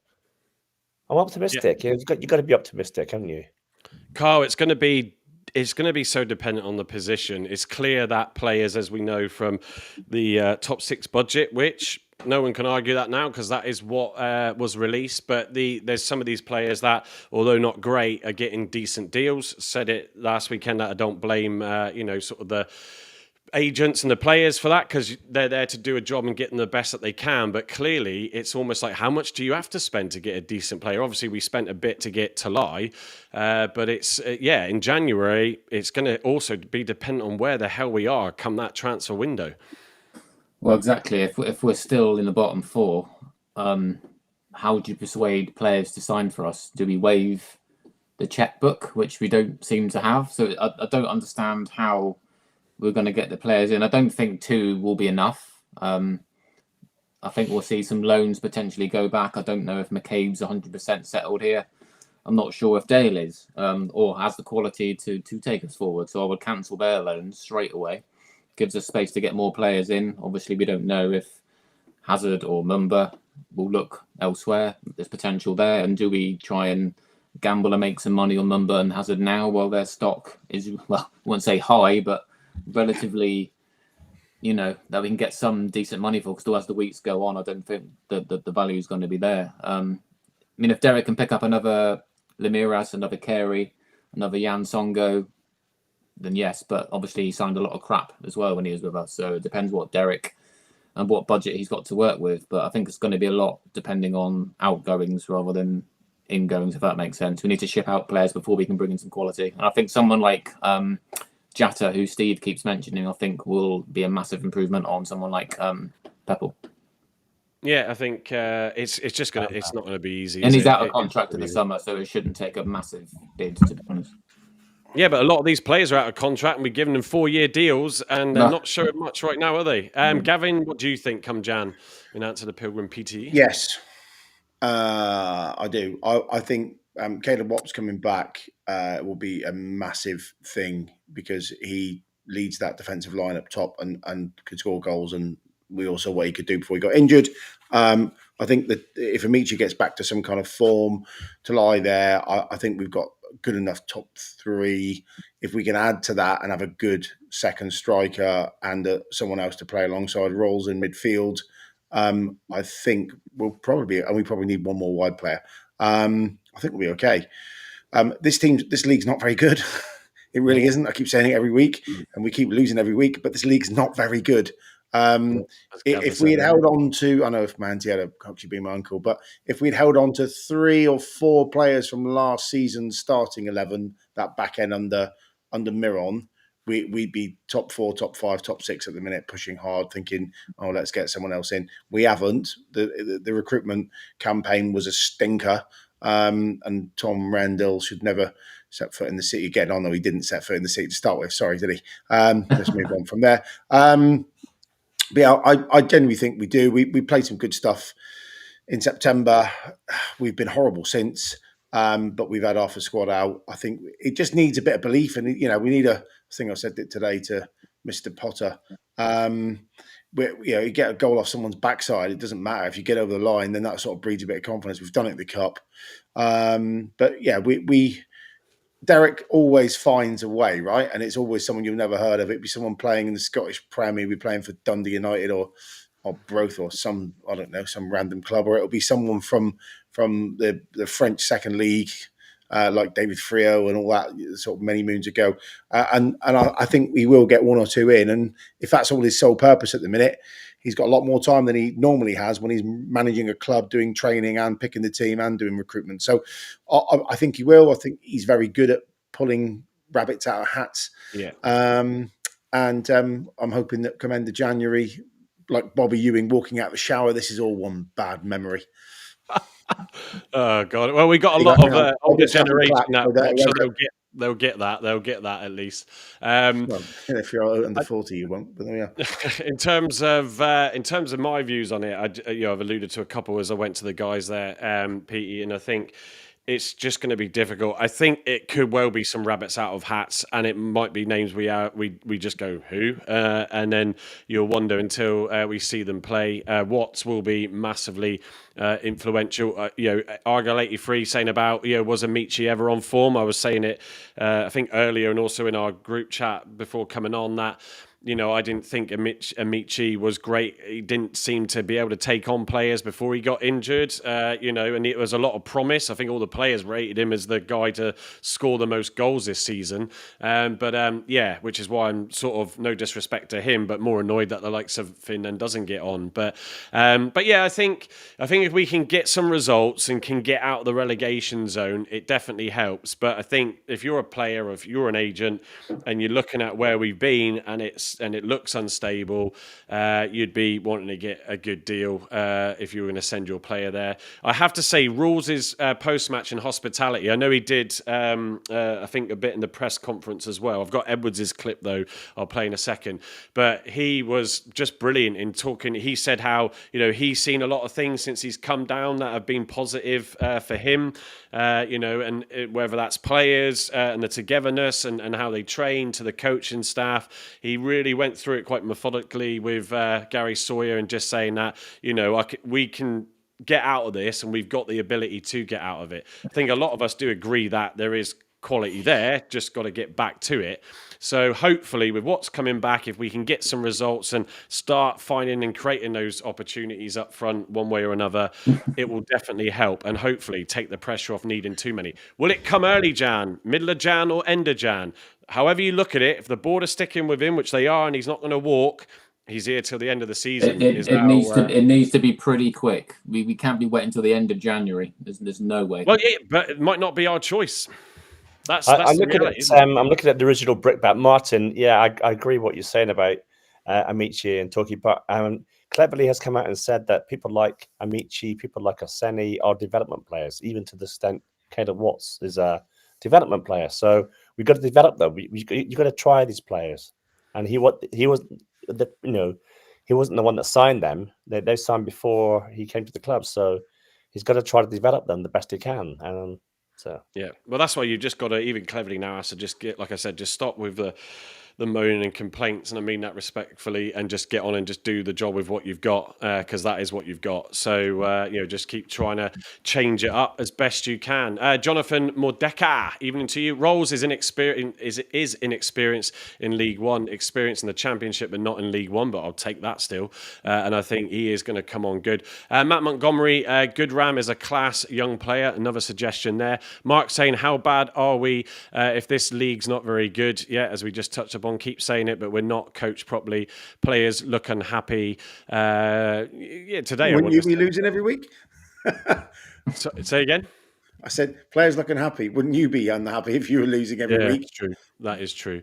Gaza Brown saying Wycombe 3, Argyle 0 for the Tuesday game. I'm just going to quickly go to Edwards' post-match clip as well. You mentioned the supporters, they've obviously been quite angry at certain times this season, but I felt the same as you today. There was a real swell of support, which must be pleasing for you guys, considering what you haven't been able to give them necessarily as much this year. Yeah, listen, we know we're failing in our job at the minute, but to hear that, especially first off, like I said, it felt like that connection was there, and for me personally, playing here for many years, that's what we've been relied on for so long, and I get it's up to us to make them be like that, and I get it's up to us to bring them back to us and create that sort of atmosphere. But like I said, they were good today, and like I said, we need to stand up and be counted for now, and realise that they're giving us what they can. We need to show that on the pitch now, and really put in performances that they can keep doing that, because like I said, over my time here, this has been a fortress, and we need to get back to that, whether that's some sort of lucky result to begin with and then you kick on, which might be the case, but we need to do more to make that happen, because like I said, once it does happen and you do get that connection, it's a really tough place to come, and like I said, it's down to us to do that. Yeah, I mean, it's good with Edwards, really, to sort of see him get back into it. He was good in the Virtual Cup with Pleggy when Pleggy had a few minutes in that game as well. So it's good to see him get in. He tried to bolt forward again, as he does sometimes, and just overhit his pass. But I did say that. I just did not pronounce it very clearly.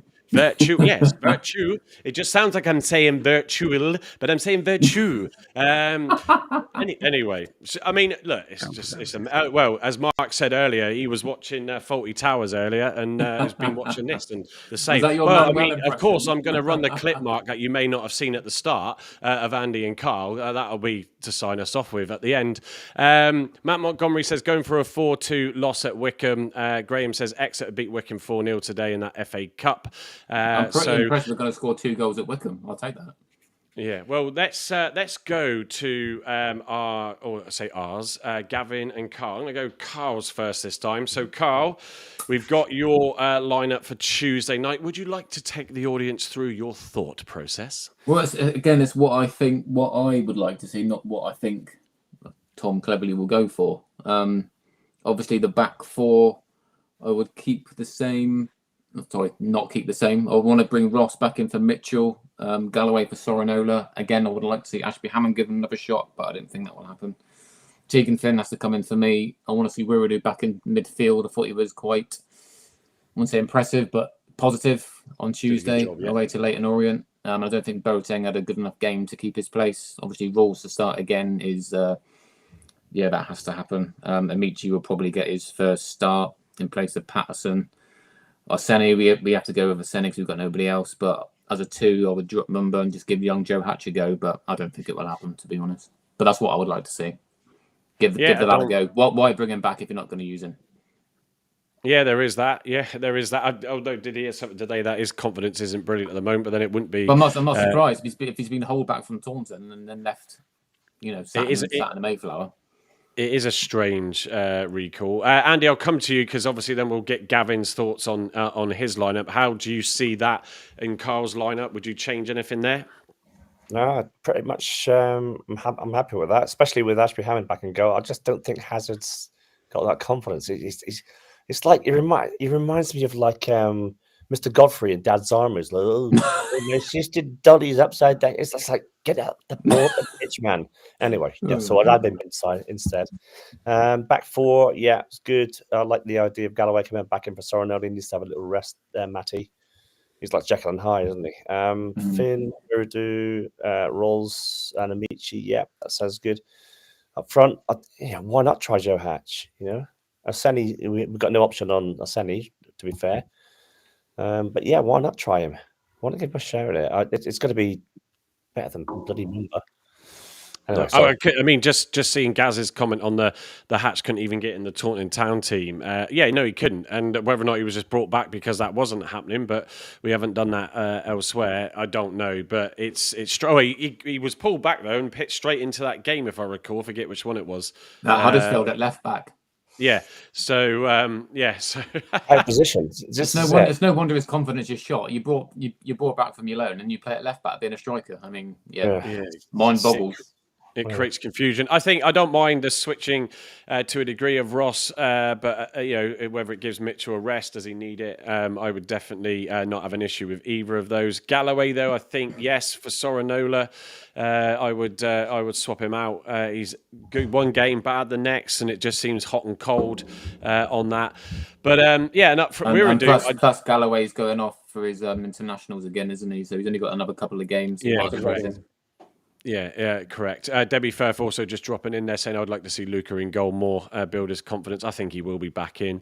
I'll go now to Gavin's lineup. So, Gavin, take us through then what you're going with on Tuesday night. Okay, so our distribution's a problem.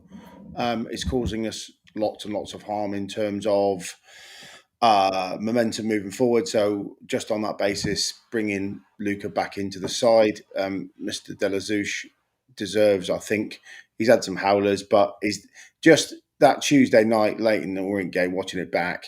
I want to watch the second half on my phone coming back from Midlands, but it was really evident, I think, that his distribution, his long passing, his short passing was just much better. He seems to have 2 feet, and he made a couple of really good late saves, the double save down to his left.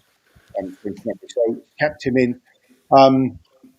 Joe steadies the ship at right back. I've gone with Ross and Pleguezuelo for a very good reason, again, around moving the ball quickly. Mitchell's played really well since he's been back in a defensive capacity, but he is bud and thud up the pitch, and he's got a driver or he's got a putter and nothing in between. So he needs just him and Ross. I think is not as physical, but he wins as many aerial duels. I'll have to double check my stats, but that's what it feels like from the stands. And both Ross and Pleguezuelo are probably our 2 best ball playing centre halves.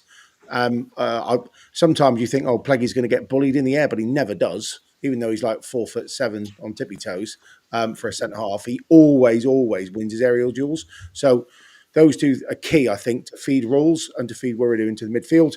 I've kept Matty at left back purely for overlap, really. I think if it was going to be a Wickham of old, I would probably have played Such and Galloway at the back.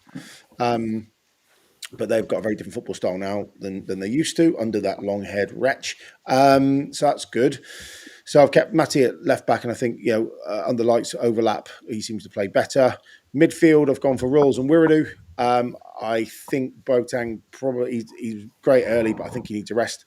I just think Wiradu's got a lot to prove, and playing in his natural position, he just looked so much better on Tuesday night than I've seen him probably ever for the club. I think it's pretty much his best game in the shirt by a long, long way. So have him and Rolls. Rolls wins it, but he's a good footballer. And I think you need that drive up the pitch with someone with a ball at their feet. And Dale does it, but his distribution's not great at times. But Boateng hasn't driven the ball at the pitch at his feet. I can't remember for a number of weeks. So that's why I've gone for those 2. I'll put Finn in on the right to answer our conversation earlier. Around you have one luxury player, and I think Teagan is it, and he may well cut in off that right hand side and ping on top corner with his left, a la Morgan Whittaker. And I've kept with Mumba on the left hand side because he's had his best games for the club at left wing back. This is left midfield, but again, it's getting up and down. Him and Matty can overlap, which left an opportunity to bring Pato up top with Aseni. So I think Pato can spot a pass. I think Mumba, Pato, Aseni, Finn will be quite fluid as a front four, if you like, when they're moving forward. leaving Rawls and Wurdu to be a bit deeper, and I think they're all interchangeable there. But I think it gives a bit more fluidity. You could play Dale instead of Mumba, and to be honest, at the moment it's probably a flick of a coin. But I don't think there's anyone else that can come in and take that shirt and challenge. So I would be probably say, I know I'm going to say it, like a clock. If it's broken, you might write twice a day. Mumba will score at some point. We hope we go the whole season without one.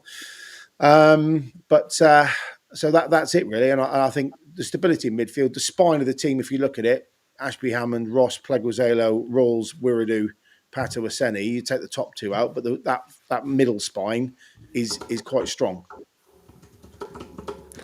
No, I'm just replying if I hit the key to Carl and Gaza having a bit of banter about Gaza coming in. He's a free agent, so we can sign him now, Carl, if we needed to. We're just Gaza in the comments. He just said I'm a robust 5'8" with zero pace, but I can still do a better job than most of the team in any position. So Carl was also responding. I thought you meant actually alcoholic Gaza. Then I was like, well, oh no, give it a go. Actually, probably do better than some of us. I thought. Where is it? Hang on. Where's the comment? Pilgrim Petey coming out with 2 blinders tonight. He says, Mumba honestly frustrates the hell out of me. If you put his brain in a hazelnut, it would still rattle. Brilliant. That was a PC blinder, wasn't it? Yeah, it's good to have you back in, Petey. Mark also said, sorry, I missed this earlier, but why is Hazard picked over Ashby Hammond? Why wasn't Wiridu Tuesday's best player playing? And is Finn off in Jan? Yeah, Finn, you want to go back and hear my rant on that. We all agree that he should be in some form, certainly on the bench. Ashby Hammond, again, Mark, with his distribution, which I felt for ages has been, as some of us have, far better than Hazard's, should really get another go. I think he will line up maybe on... Well, no, because it's a league game, isn't it? No, so he'll go with Hazard again on that. I do like the lineup. I would be tempted to throw Finn even forward it as well, but I think in that position I would give him the freedom to say, look, see what you can create on there for sure. If I'm flipping a coin between Mumba and Dale, it's going to have Dale on both sides of the coin for me if I had to choose between those two right now. But I think 2 good proposed lineups, gents, to be honest. And that seems to be the case looking at some of the comments from both. So, which goes to show, Mike, we said earlier on that there is quality in the team, and we've seen 2 different teams there from 2 different people, but there is quality there, and they pick those people because there is quality there. Simple as that. So bench, someone did ask who'll be on the bench for you. Just the bench. I'd like just the bench. That's fine. That's more solid and reliable. No, go on, Gav. What would you have as your bench options? Well, obviously Hazard as De La Zouche is in goal. I would pick Such and Galloway to cover both the fullback and the centre-back positions. That covers that. Boateng, obviously, in to cover midfield. Who am I missing on the front of midfield? Is anyone there? Rawls and Wiridu. Who started today? Boateng and Rawls, wasn't it? So, I wouldn't pick McCabe in the squad. So he would stay out. Probably. Just laughing at Andy's Roberts. It is a toss-up. Obviously, Dale would make the bench. Slim pickings, boys, isn't it? Let's be candid. That's the first time I put that on tonight as well. It's there. Yeah, there it is. Bingo. About an hour and something. Hour and 40. Bingo. It is slim pick. I'm just trying to think of the rest of my lineup 11 squad. Who's not there? So Such and Boateng and Galloway and Amici and, if fit, Benarous and probably Caleb Roberts. There you go. Yeah, Carl, any thoughts for what you would do on the bench? Or... Yeah, as Gavin said, there's not many options. Whoever's not picked will be on the bench, won't they? So Matt Montgomery saying about Campbell, obviously another youth player, but I just don't think he doesn't make the virtue. bench, I can't see it. But it's a good shout for sure. Andy made me chuckle just now, saying surely Rules is out for weeks. As he limped off with tight calves. Hopefully, nothing more than that. In the diamond afterwards, he said he's basically cramping up a little bit, but he's looking forward to Tuesday night, so he's absolutely fine. Yeah, I know, Matt, I can understand for taking a punt when you consider some of the situations. I'm just checking now as we are good, hour and a half in. I have got Harvey's videos he sends us all the time. He's not feeling well. He was going to join us tonight, so I'm just going to run that because he does send it in, so I'll always share that. So let me just run his full-time thoughts. Right then, so that's full time. In 5-0, Bradford City won, and it's another game where it's just the home team have allowed a team to come down here and take all 3 points, or even a mistake from us in the back, a penalty. Haven't seen it back, but from what I've seen, it looked like a pen. Sarcevic being the scorer. And what sums up today is that we've made Tyreek Wright look an average footballer, a player which come down here and was absolutely atrocious. You've got to give it to Bradford. Their away form's not been great, and for them to come down and do a job on us is what most teams can do currently. It's disappointing. It's very disappointing. Fair play to all the Bradford fans that travelled down. I heard they left at 2:30 this morning. Brutal trip down, and they've got something to celebrate on the way home. We move on now to Tuesday, Wycombe Wanderers, where I will be there, stupidly enough, and I'll see you then. Come on, you Greens. Yeah, thanks for that, Harv. Yeah, he's not feeling great, so he was sort of struggling, to be fair, at the game today. He said probably coming down with a flu that seems to be in its season again and causing havoc. Matt Montgomery just saying, what was your most interesting moment from Monday's forum? If you're happy to stick with us for a little bit still, then there's a lot of you in, so really thankful for that. And actually, I'll take the opportunity just to say, just so I can use a little graphic as well, if I can find the blimmin' thing. If you are watching on whatever platform, obviously we're streaming tonight across X, Facebook and YouTube. If you are on YouTube, please like and subscribe and press that bell. Obviously, most of you know we go live every Thursday at 8:30 and Saturday at 8:30 as well, which we are tonight. Chances of the watch along on Tuesday, I think I'm going to be okay for that. I just need to check that we've got nothing else going on, but should look to be able to do that. Gaza Brown says 5k and an Ivor Dooney's ice buns are not allowed on my diet. Dad the Jana says surely play Galloway as he's off to AFCON soon. Graham Burns saying lots more empty seats. You could see it, but it was still a good number as we alluded to earlier. In terms of going back to Matt's comment then about the fans forum on Monday, Carl and Andy did summarise that with a lot of the discussion points really well on Thursday, so you can go back and check that on your podcast channel or go back and watch it on YouTube. But for myself on that, I didn't watch it live, and I watched the bits afterwards. I think it was a brutal one. I think it needed it.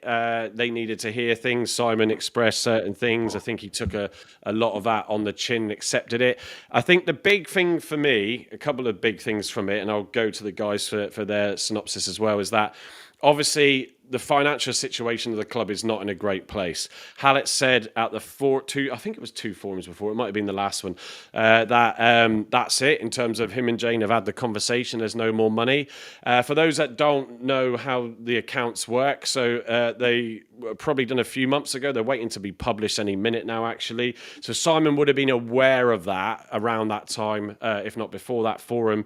So, whatever it is, a couple of million quid, few million quid, I can't remember what they actually said because I didn't see it. But that's something he's got to then foot the bill for because he's the only one that really on the shareholders that can do that.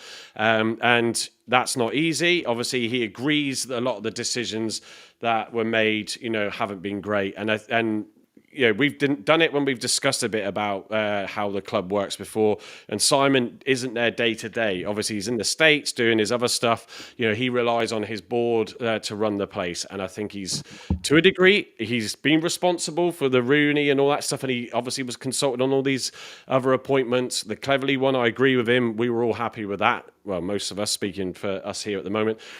But he does rely on his team to run it day to day, and there's clearly things that have gone amiss, and you could see he was proper angry about that.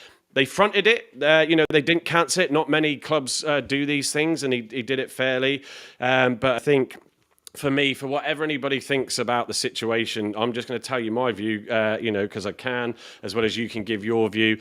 I think it's tricky, and we could be in a worse situation, but we could be in a better one if there was, sort of someone who wanted to come in and chuck a lot of money to pay him out. Please don't think that he's just going to sell it for a few quid. He's invested a lot of his own personal wealth into it, and he needs to see that back. Overall, though, I think the honesty and the candidness has come from Paul, I think, since Paul's joined. And I think he's gone in there and said, do you know what? There's a lot going on here, Simon. I need to make you aware of it, this, that, and the other, what you've said to me to look for and try and identify. Yeah, unfortunately, that I've found that to be the case. And I think Paul's just said, guys, we've just got to be honest with the fans. It is tough. Everybody feels it. But we've just got to sit there and take it on the chin. And obviously, Simon's statement on Friday, laid it all bare. I've said this and all the time on the show. He is a fan, so he does care. The fact that he's got millions invested is even more important to him. But at no point think that he just doesn't care, because he does. Just sort of looking at some of the comments, Matt Montgomery says, I thought I can't even make sense of that. Gaza say, we have become a property and hospitality company with a footy team as a sideshow, but it's a lot of the way things are going at times. Podcast, sorry, not forum, tut. He was referring to something now. I'll have to go back and look.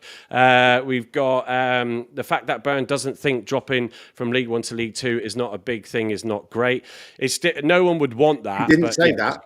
He didn't say that. No, he did not say that.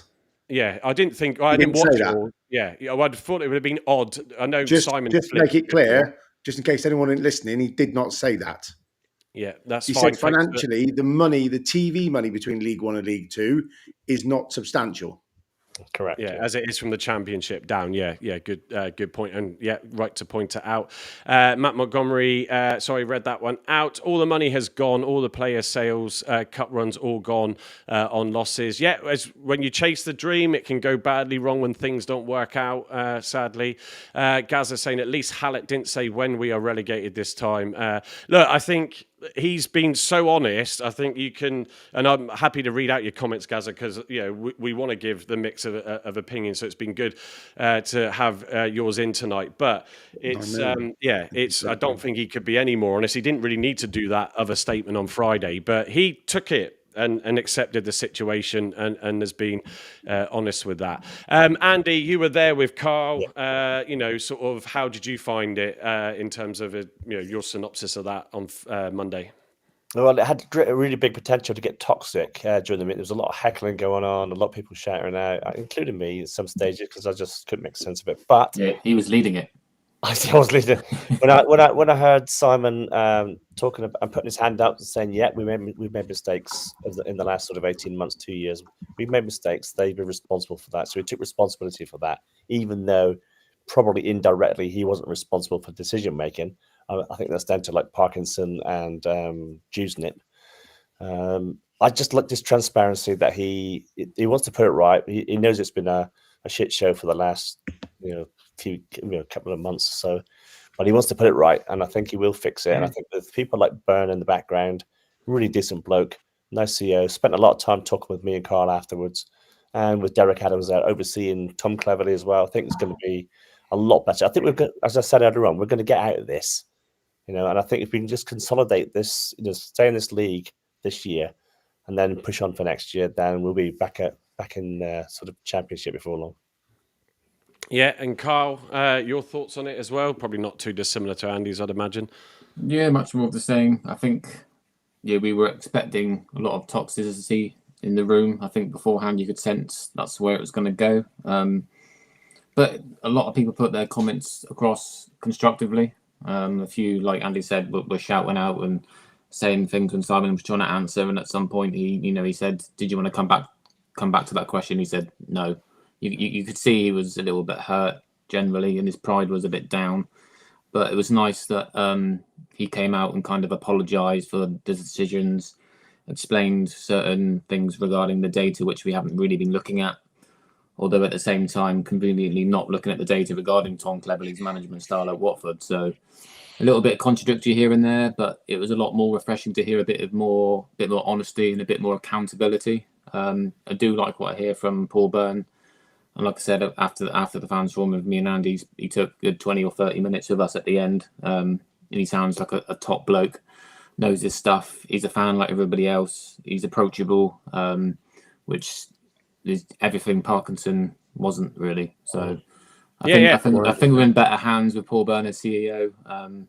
But I just hope now that the air's been cleared after that fans forum and we don't see any more mistakes going forward, because otherwise then he needs to fall on that sword, I'm afraid. Yeah, I think it is, Gavin. It's one of those where you with the sort of day-to-day job you do, you end up getting involved with companies that are looking to make changes and need to rethink their strategies, their structures. Potentially, things aren't going great. I've seen a lot of that myself with what I do, and I think Graham has gone in there to just get.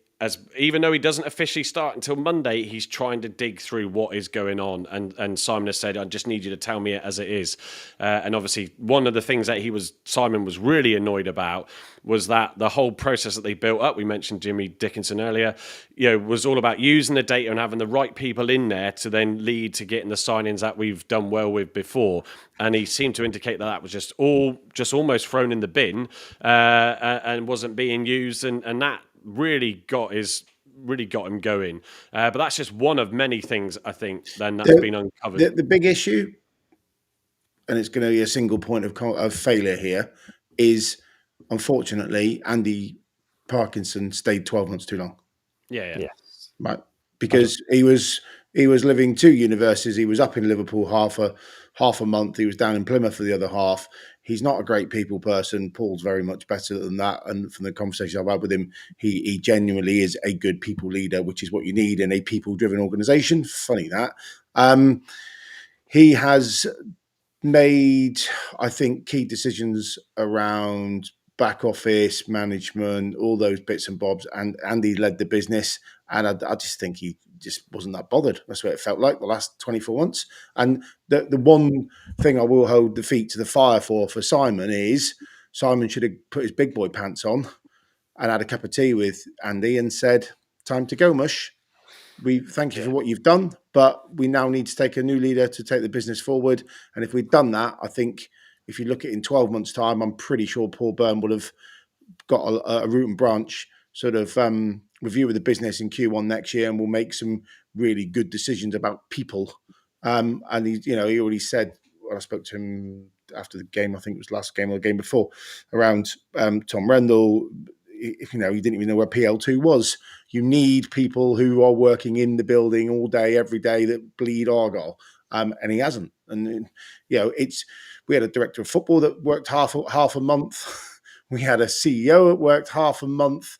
And while you're doing stuff on the pitch and it's going okay because the football management's good with Shuey, it's kind of the cracks have papered over. But the minute it's not, you're in shit. And when things go bad, you need people in the same room brainstorming and fighting together. And you can't have that when you've got your two biggest leaders, one in football and one in the business, working half a week. It's nonsense. Getting paid a decent whack too. Getting paid very well, thank you very much. Certainly for Plymouth rates, although probably not so much for Liverpool and Cheshire or wherever they both lived. But that I think if Simon could probably wave the magic wand, he'd probably do two things. One, he'd get rid of Mr. Parkinson earlier, or they'd part ways amicably. And the second thing is he probably wouldn't have listened to Wayne Rooney's presentation with such gusto and enthusiasm back a couple of summers ago. And I think if he could change both those things, we wouldn't be in the position we're in today. No, and hindsight is that wonderful thing, isn't it? It is, yeah, 2020 vision, great, lovely. I think, it's, and just to go back on the whole money thing, he hasn't put money in the first team. That's absolute bollocks. 9 million quid this year, the playing budget. It was more than that last year in the champ. So you can't say he hasn't put any money towards the first team budget. It's just been spent horrifically. Yeah. Let's be candid. Yeah. It's absolutely been spent horrifically. And that's where all the anger's coming from the whole club at the minute. It's because we've had a crap, dress it up, a crap head of recruitment who was recruiting for half of a Miron, half of a TC, a little bit for what's going on before, with already a patchwork quote squad. And unfortunately, Tom Rendell's not very good at what he does. And what he does do, hundreds of miles away or in a different continent or different country, was shite. And that's where we are. And that's why everyone's so angry at the minute, because he has spent a ton of money, Simon, a ton of money on recruiting a really bang average League One squad, because he's had a head of recruitment who hasn't done a job properly. End of chat. The money that he spent on Folkestone Park, he said it himself, I've been in agreement, and we've had some fun with a man who's used to be on this pod and not anymore about infrastructure. You need the infrastructure, right? You do need the infrastructure. Like anyone says, and I live across in Folkestone Park, and I see it coming to fruition every week when I walk the kids to school occasionally, and it's going to be a very good piece of work. But that's his money and his choice. But he wasn't going to put that extra 12 million quid into the playing squad in 1 year. That's suicide, because they all get a broken leg and he's lost all his money. So, I mean, I'm sorry, that's where it sits. But all this anger at the minute, the whole club, the resentment, Block 3, Zoo Corner, all the bedwetters on Twitter, is because we've had a crap director of recruitment employed by a CEO who's halfway out the door. And unfortunately, between the two of them, if you're going to put your nail on the head, that's where the problems are. Yeah, and that's the thing. And Gaza, in response to I agree. I mean, whatever it is with the Rooney, there would have been an element of PR in there, and probably hope that it would have drawn in a big investor.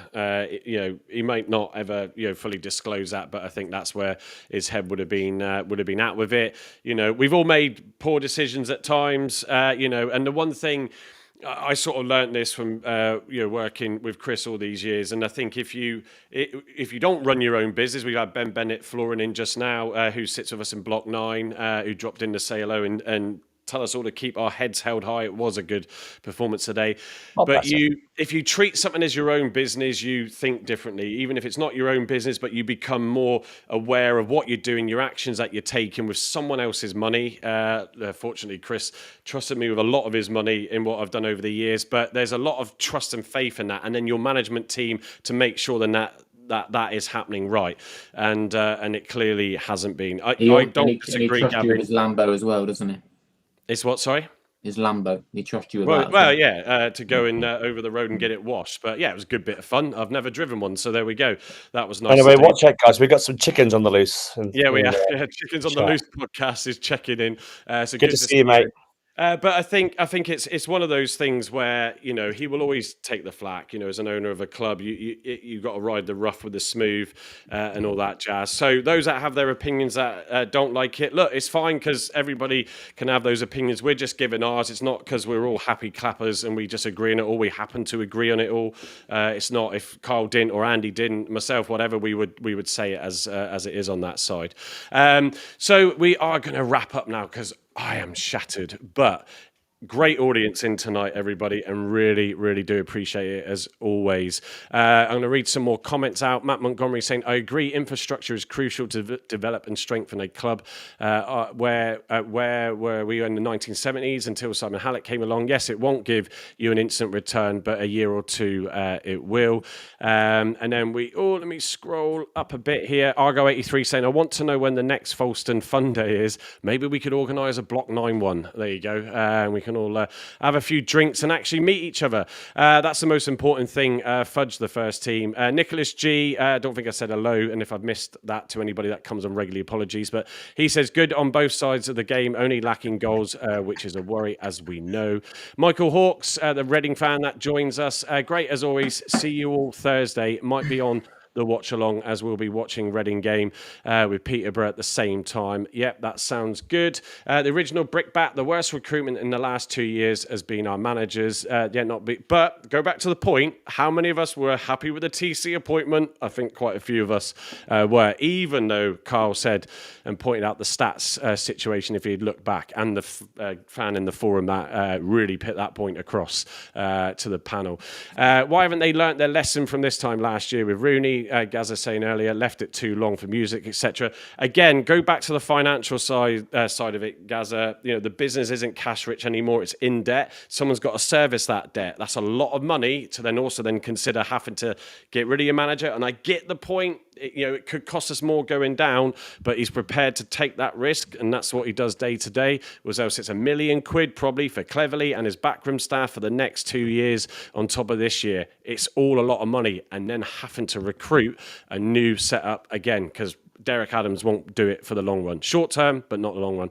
Matt Montgomery, what Gavin is saying is exactly spot on. When staff work remotely, it's not the same. 100% agree. It works in certain roles. Obviously, we have it in our place, but there's certain things where you need to have your team around you. If you can't see what's going on in the ground, I don't know how you can see it from a few hundred miles away on a team's court. It just doesn't happen.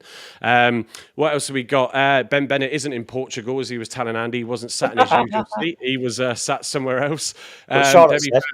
Debbie Firth saying, interesting watching and enjoyed the podcast. Thank you for that, Debbie. We've also, I'm just trying to see how far back I go. I don't want to go too far back now. But Brian Pinerata, Argyle Women's will bring us a major win again. Where is it? They're two, Gavin. They're away at Hashtag tomorrow in Essex in the league to keep pushing and putting pressure on those top two to try and go up. And I think they're unbeaten in 18 games now, which is some going. They haven't lost at home all year at all. So they have made Home Park a fortress. How many go up, Gav? Two. We're third at the minute, but we've got Watford and Bournemouth above us. We've got Watford in a couple of weeks, and because there might be a game now on the 21st, Phoebe, our fantastic centre forward, it reminds me a little bit of Talai actually in the way she plays. She was the one who got sent off for chinning someone in the last game. Do you remember? If we play that game, she'll be back for the Watford game, which would be really, really good. So yeah, I'm probably as mentally involved as and bought into the women's team as I am the men at the minute. They're doing really, really well, and they're playing fantastically under a very, very good coach in Marie Hurahan. Yeah, no, it's good. It is good. Celebrate. Just as an aside there, Mike, I spoke to two ladies in the Hyde Park Social Club today. Anna, if you're looking in, welcome. Chatting him. Also her friend. We want to try to get you ladies on here because we want some ladies to talk about the women's game, right? And who better to do it? How sexist is that? We want ladies to talk about the ladies' game. Gavin goes there every Sunday when he can. As well. Andy, we've got insight, Gav, and the ladies will sort of, come and talk about it as well. It'd be nice. So misogynist. Oh, we want ladies talk about ladies' games. Mike's a lady, and he likes to wear ladies' things. Emma's far more articulate than all four of us put together when she comes on the pod talking about the men's game. So anyway, because I want to get us wrapped up, because me and my son Ben want to sort out the naughty elves or whatever you want to call them for Sophie in the morning. So guys, before you just quickly go to jump off, just to read out some more comments, and of course I've got to show the clip that you might not have seen earlier. But it's been some good comments coming in at the end. Argo 83, I went to bed. Brian Pinerata saying great podcast again, everyone. Graham Byrne, realistically, God forbid how long Hallett has got left, he's leaving a legacy in his name that hopefully pays dividends in the future. Laura from Canada, who watched us tonight, great show again, guys. Thank you for that, Laura. Brian Pinerata, great podcast again. Come on, you Greens. Argyle's women will bring us a major win again, he's saying as well. So if you missed it at the start, I was saying how I couldn't make it last minute because I felt unwell on Thursday, and Andy and Carl stood in superbly to bring you all the Forum Digest. Gavin was having a few bevies up in London. So, Carl and Andy celebrated their great show, and here it is. We did the live lounge all on our own. How cool are we?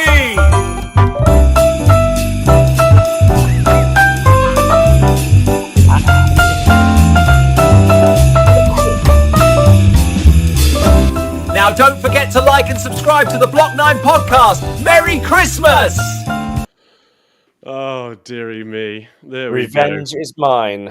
Served best with custard. The thing is, Mike, is that these guys are just as good as an AI as you are, so you have got an absolute pelter coming. It's I mean, I It's- could put an AI image that I made of you earlier on, Mike, but I wouldn't do that to you, mate. You know, 'cause I'm No, calm, mate. see, bring it on, bring it on. It's all good fun. We try not to be too serious all the time, and when it's not brilliant in the football, folks, we try and bring a smile to your face. Mark saying fantastic efforts from you guys. Remember, action speaks louder than words. It absolutely does.